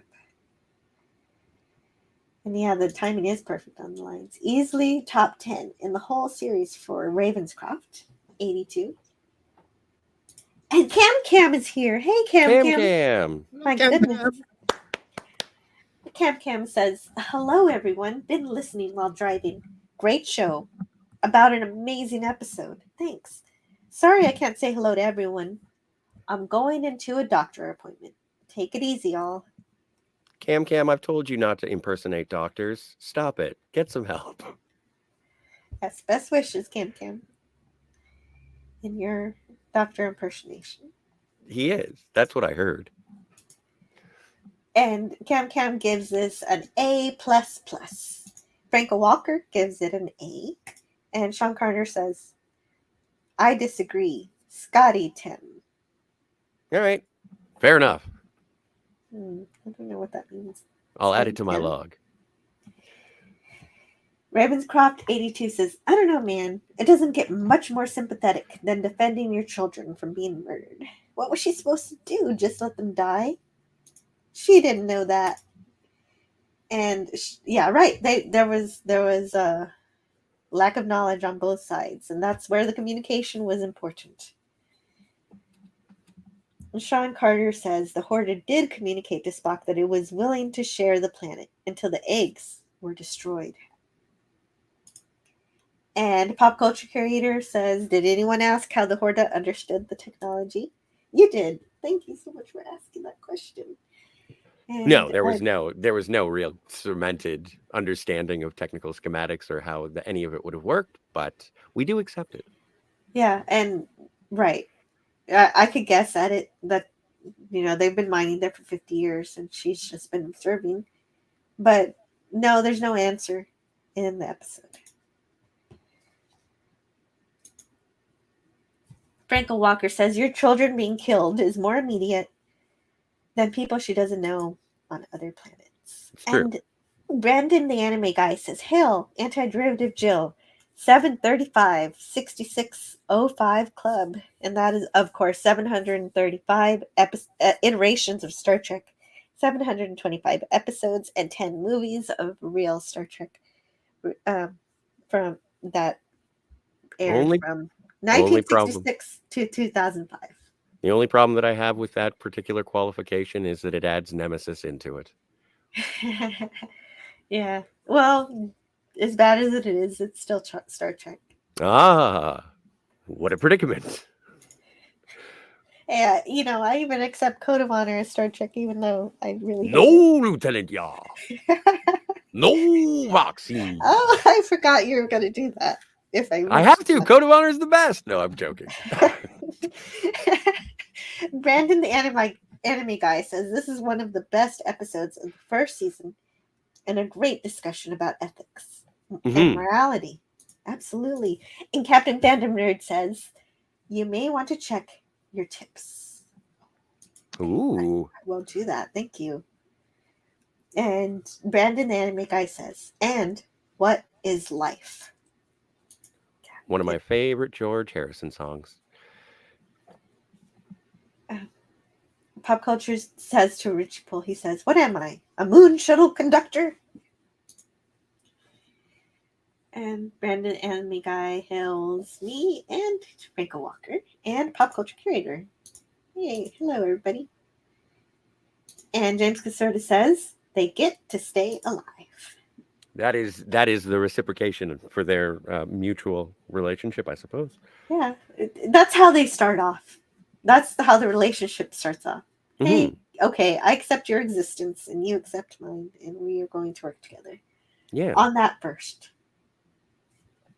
Brandon, the anime guy, says, I love real Star Trek. So glad that discussions still happen. Even all these years later, yeah, real Star Trek is going to live on for much longer than any of us are alive. Ravenscroft 82 says, how do we ever get so far away from the notion of Star Trek being a show about ideas? And Franco Walker says it shows how well it's written and filmed. And Pop Culture Curator says it didn't understand English until the mind melt. And this is true. Yeah. So. Ravenscroft 82 says, "Are we absolutely sure the Horda doesn't have technology of some kind?" Not that was presented on screen. Yeah, it wasn't presented on screen, but I'm not sure of anything. Brandon the anime guy says, "This was the day of real imagination." And it is good to see everyone, Tony. I agree.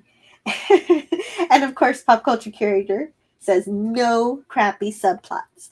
And I heard that they were going to have a crappy subplot where there was like going to be like a meteor shower that hurt the Enterprise, and they were going to have a ticking time clock for the Enterprise, and then whatever's going down on the planet. But somebody said no to it, but I forget who said no to that. I'd have to go research that. But Scotty R37 in the chat says, "Oh, come on. Subplots are not crappy just because they sometimes exist." I like that, Scotty R37. You're such a lampwick, Scotty. You're such a lampwick. I like it when A plots and B plots exist, and then they connect in the end to make the episode tie up a nice bow. It's one of the things that I enjoy about Next Generation. Exactly. And you're also the guy who came up with Keiko pegs. But hey, hashtag Keiko pegs. Come on. If it's good enough for O'Brien, it's good enough for me, but that's for Friday. Yes, that's Scotty R37's personal headcanon for how Keiko and Miles work. It's one of the ideas we've been tossing around the office. That's all. And no one's married to it yet. I'm blocked by Rosalind Chow on Twitter, so I'm not allowed to. And hello to Dark Helmet. Dark Helmet says, "Just stopping in for a second to say hello." Hello. And hello, Hale, the Comic Relief Crusader. Hey, good to see you, man. Of course, we know that the Comic Relief Crusader will have his Titillating Tuesdays, usually, possibly tonight. That'd be great. And, oh, hey, he'd also throw his hat in there to do a radio play. Wow, we've got lots of characters in a radio play already. Gorilla's Random Thought says, "There's a Horda in that thing that he in said." Lower Decks. Yeah. And it Captain still Phantom exists. You're allowed to acknowledge it. It's not like the guy who slapped Chris Rock. You can say the name. Yeah, okay, see, you know exactly what I'm talking about. I feel the same way. I feel like the filth has slapped Star Trek. Wow. The filth is that man whose name begins with a W. You know, that guy in the Bill Pullman movie. Independence Day. Yes. Captain Fandom Nerd says A+ for this episode, of course. I love it. James Cassady says, "Maybe she's a metamorphic fiery Latina." What? I think he meant metaphorical. Oh, okay. Metamorphic.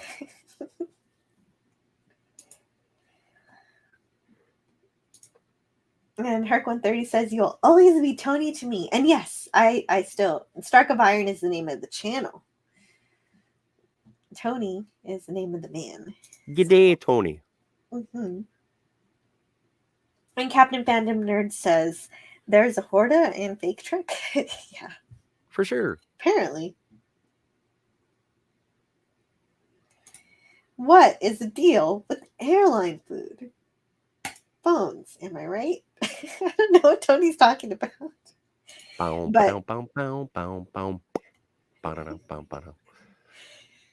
But James Caserta says, "I'm a love-starved monster." You and me both, Jimmy, me boy. Franco Walker says, "I'm glad they didn't use that meteor subplot." Me too. Yeah. And Tony says, "Good to see you as well, Hungry, Jill, and Scotty." Ahoy, Tony. And glad you're still hanging around, Gorilla's Random Thoughts. And Kapla to Birdo Prey 5. Great to see you. Awesome. Love Birdo Prey 5's channel. Horda here's a who? Says the Comic Relief Crusade.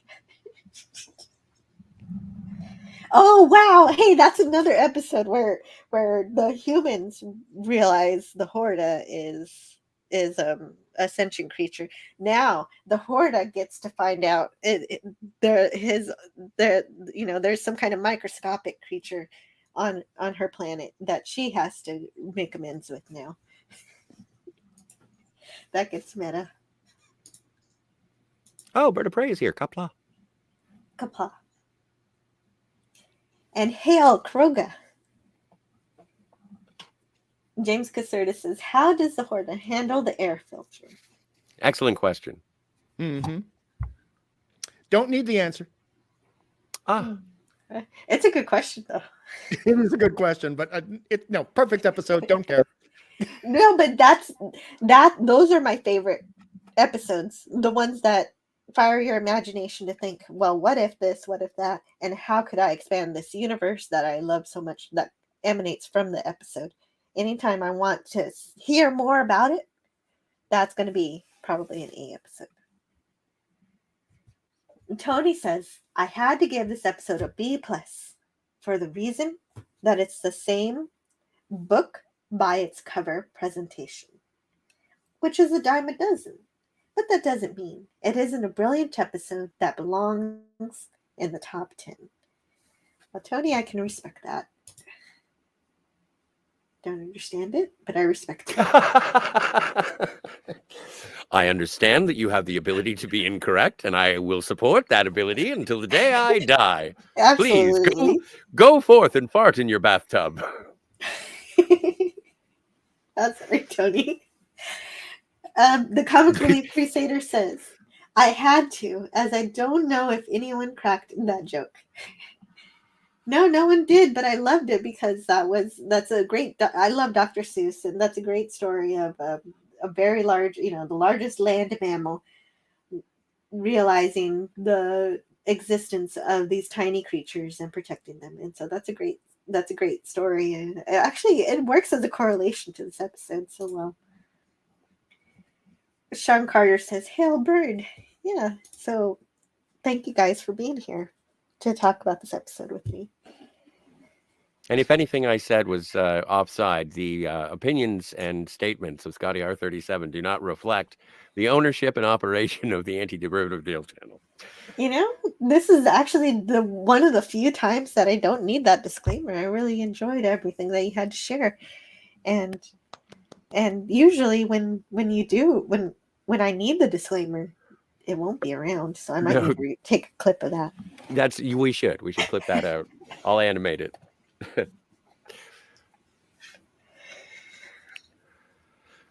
So, yeah, I'm grateful that you guys, want to come on my channel and talk about this Star Trek. Oh, it was an absolute honor, a thrill, and a privilege. Thank you very much for inviting me, Jill. Yes, me too. I'm glad I invited you too. No, you're the first person I thought of. Horda episode. I need hungry. Thank you very much. It just that's how we first kind of bonded in the chat in the 735 club, and it just the episode packs so much into 52 minutes, an amazing amount of information and enjoyment, horror, delight, big feelings, tears, smiles at the end in the 52 minutes. It has to be talked about and revered every single year as far as I'm concerned. Absolutely agreed. This is a perfect Star Trek episode for me. It's my favorite, and I love it. And I'm glad you're here with us. And I'm glad you're here too, Scotty. Well, and it's always a pleasure to hang out with Hungry. Jill, thank you so much for inviting me. I don't know why you still put up with me, but it's amazing. And I do. And Hungry, it's always great to be able to talk sci-fi with you, man. You're a wealth of knowledge, and I appreciate your perspectives on the breadth of things, not only that we've seen together, but the things that you've introduced me to. So thanks, man. Yeah, no. Go ahead. Sorry. No, you go ahead. I was just going to say right back at you, Scotty, because there are a couple of things I explore that you talk about, and I really enjoy your perspective. And even if I don't agree with them, I still appreciate them 100%. And it makes me enjoy things even more, looking at them again in the back of my mind through the Scotty perspective. Cheers. Thank you. Yeah, And then also a big shout out to Pop Culture Curator for being here and bringing the production and all of his knowledge as well in terms of the classic actors in the era that is really spotty for me because I sort of grew up a little bit later. This would have been my first introduction in terms of classic television, would have been around the late 60s. And I know that the perspective of what had been before in the prolific careers and the production details that is a passion of pop cultures. I appreciate his perspective as well. Yeah, 100%. absolutely.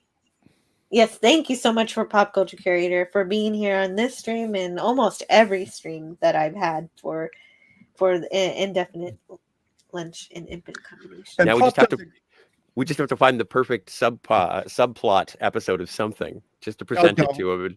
Please take a look. Just look at it. And he will The say, baby horta. It is such it hardly looks like a B plot because it actually has to do with the whole thing, and so I don't know what he would say, but that's a good idea. Let's try that. I'm not opposed. Just as long as we never see any new Trek decide to have a romance episode between a baby Gorn and a baby Horta, I'm okay. Oh, now that you said it out loud, I want to doodle it. I want to draw this abomination of lovemaking. They harbor ill will toward no one. Nice one. See? The Horta never swipes left. Oh, I'm really sorry I made the comment. You did it to yourself. I did. Not myself and my big old Horta piece of flint. Maybe a tribble in a Horta. Oh, yeah. Oh, What is happening to my stream? It's degenerating, and I apologize. Remember that disclaimer I gave? Anyway. Okay. I didn't realize the disclaimer would carry forward. That makes sense. Thank you. For the whole Open episode. the barn door and the horse is going to bolt. Tony says still available to guest whenever anyone wants me. Did karaoke recently at Jedi Bills. Yeah, absolutely. Yeah, I have your email. It's great. And Franco Walker says, great stream. Take care, everyone, and much love to you all. And I was told to check my tips, but I didn't. And let me see. I don't know, because I guess sometimes they don't show up for me. So I guess I have to look externally. So I'll be looking externally. WNP for $5. All right. Oh, okay. So there's Matt G's $1 that did show up in the chat, but then we had an anonymous give $1. Oh man. Okay, so can you guys vamp for just a second so I can figure out what I'm doing here? No problem. Absolutely smashing. Okay, not my favorite character in Trek, but very funny. Good. And the continuing comparison between Q and Trelane, I am just such a fan of Trelane. Compared to what has happened to Q and what's been done to Q, I think I'm moving over to the Trelane side now. Oh man, no, we don't talk about what happened to Q. Q was in All Good Things, and we never saw him again. Thank you very much. Exactly true. That's where all Q ends. Right? At the punch. There is a cutoff point, and there it is. Well, but okay, wait. But does that happen before or after Q gives puppies to Janeway? Oh wait, I forgot. No, I can accept Q in Voyager. I prefer Q in Next Generation, but I can accept him in Voyager. Okay, so I found my tips here. I guess I should always keep this screen open. And actually, I got one. He's not here, but Words and Pictures sent me a tip because of he says, I enjoy your Cosme streams, and those are on Saturdays whenever I stream the Deep Space Nine episodes on Saturdays so that I will have them watched for Saturday Night Star Trek on the Cobran Time show. And I didn't realize I got a tip for doing that. Thank you, Words and Pictures. And Matt G gave it a tip, and that says, Jill, hello all. And so that was at the beginning, and he gave another $1 too. Then there was an anonymous tip. that says the tip counts. And that's it. Thank you guys. Very much appreciated. I love that. And we're going to ignore the idea of triple sandwiches, James Caserta. We're going to ignore that one. Triple sandwiches. And Bird of Prey 5 says the tip always counts. Just Absolutely. kidding, James. And thank you also to everyone in the chat for being here. Thank you, Bird of Prey 5, James Caserta, Franco Walker, Matt G. I need to do like Claudia and make get a notebook and have a list. Comic Relief Crusader, Sean Carter, Tiger Stripes. Yeah. Oh yeah, Tiger Stripes was here too. Wasn't that cool? Mm-hmm. Gorilla's Random Thoughts also. And Captain Fandom Nerd, Herc 130, Dave G Sound, and of course Matt G, awesome wrench. So great. Dark Helmet, pop culture curator on the panel in the chat. And Brandon the anime guy, Ravenscroft 82, Sean Carter, and Tony of Mr. Brown. Iron. Mr. Brown, yeah, of course, Mr. Brown. I didn't mean to step on Tony. No, I loved being on Mr. Brown's Star Trek 3 stream. That was lots of fun. And then there was Slim Nim. LDG. Slim Nim. LDG. Tully Television. SP4H. Yes, SP4H, fellow Doomcock Wrench. DJ Ronnie G. He has a channel too. He does lots of fun technical stuff and gaming stuff. And 6 and Dadman Walking. And he also has a channel. And so does Admiral Teague. Admiral Teague has his Saving Star Trek. And 6. The extraordinary wrench of Midnight's Edge.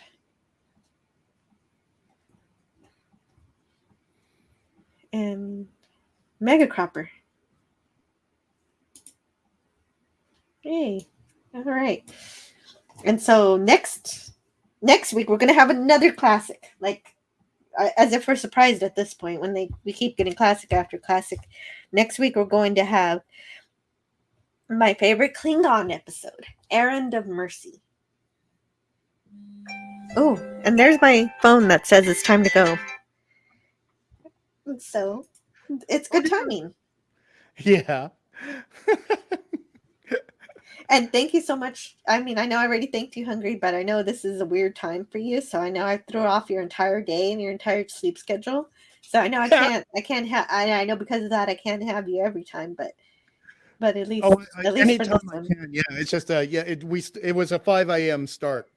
But yeah, it was an absolute joy to be here, an absolute delight. Loved everything you had to say, all your thoughts, everything Scotty had to say, and what Pop said. And the stream was rocking, the chat was rocking and bopping too. And it's a really nice tribute to our mutually favorite episode. Absolutely. And so, what do you have going on today, Scotty? I know you got a thing. I do have a thing. What's your thing? Later on this evening, we are capping off the Christopher Nolan Dark Knight trilogy with The Dark Knight Rises.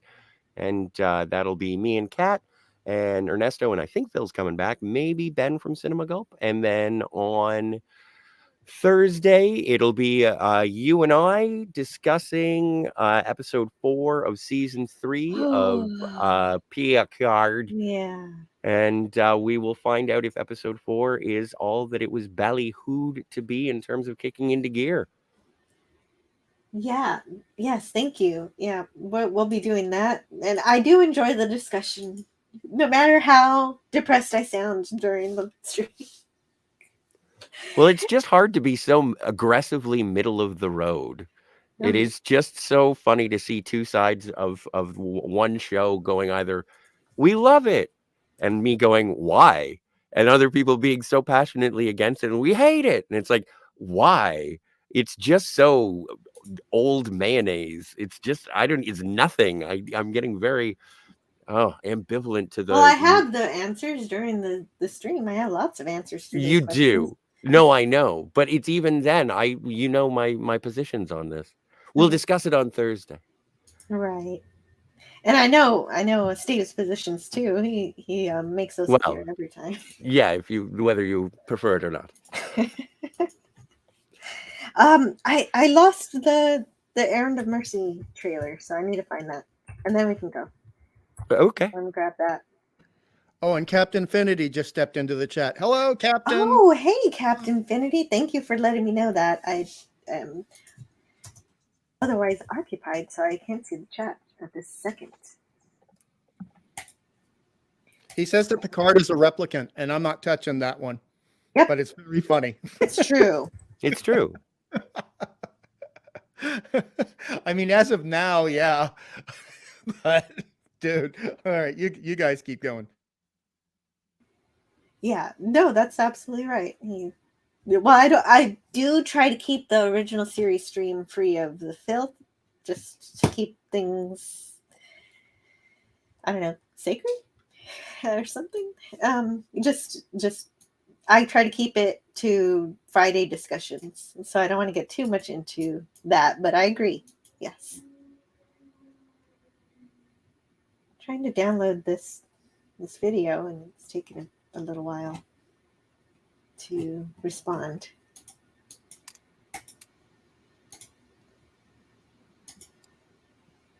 Oh, there it is. Okay. And then, Huzzah. but it's not actually downloading. What? It worked earlier. Okay, maybe I'll just share my screen. Okay, I'll just share my screen. Okay.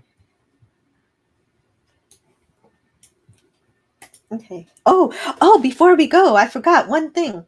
I forgot to end the poll. Hey, the poll. Yeah. Ooh, very nice poll. What was the poll? I didn't see it. The grade for Devil in the Dark. Oh, yeah, okay, the grade. Yeah, so the way I do it is just getting people to answer the poll. And we got 82% giving it an A, 12% giving it a B, and a mysterious person giving it a D or an F. That was Chief of Security Adele. Adele? Sorry, the butthead. Butthead. oh, Butthead. Jim. Yeah, see, now I just know him as Butthead, so I forgot his name. And see you later. See you, James. So I'm going to end the poll with 40 votes. Yeah, bye, Jim Caserta. Thank you so much for being here. And Cheers. I'll save this for later. We'll just call him Butthead from now on for the rest of eternity. Well, now I want him to show up again, so I can call him Butthead. Hello in the chat to Cardinal Sin. Hey. And so we're just finishing the stream here. We're going to share the trailer for next week. So I got to make sure to share the tab audio for Errand of Mercy.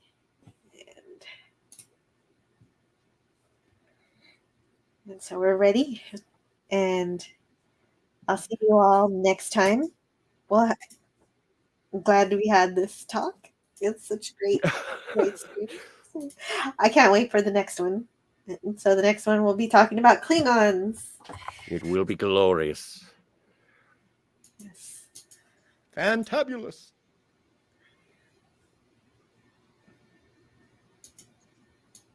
The 8.4. We have reached Organia and established standard orbit. No signs of hostile activities in this area. Thank you for your altruistic offer, Captain. We offer you protection. We assure you that we are in absolutely no danger. Out of the way, Organian. Should one Klingon soldier be killed, 1,000 Organians will die. What are the odds now? Less than 7,000 to 1, Captain.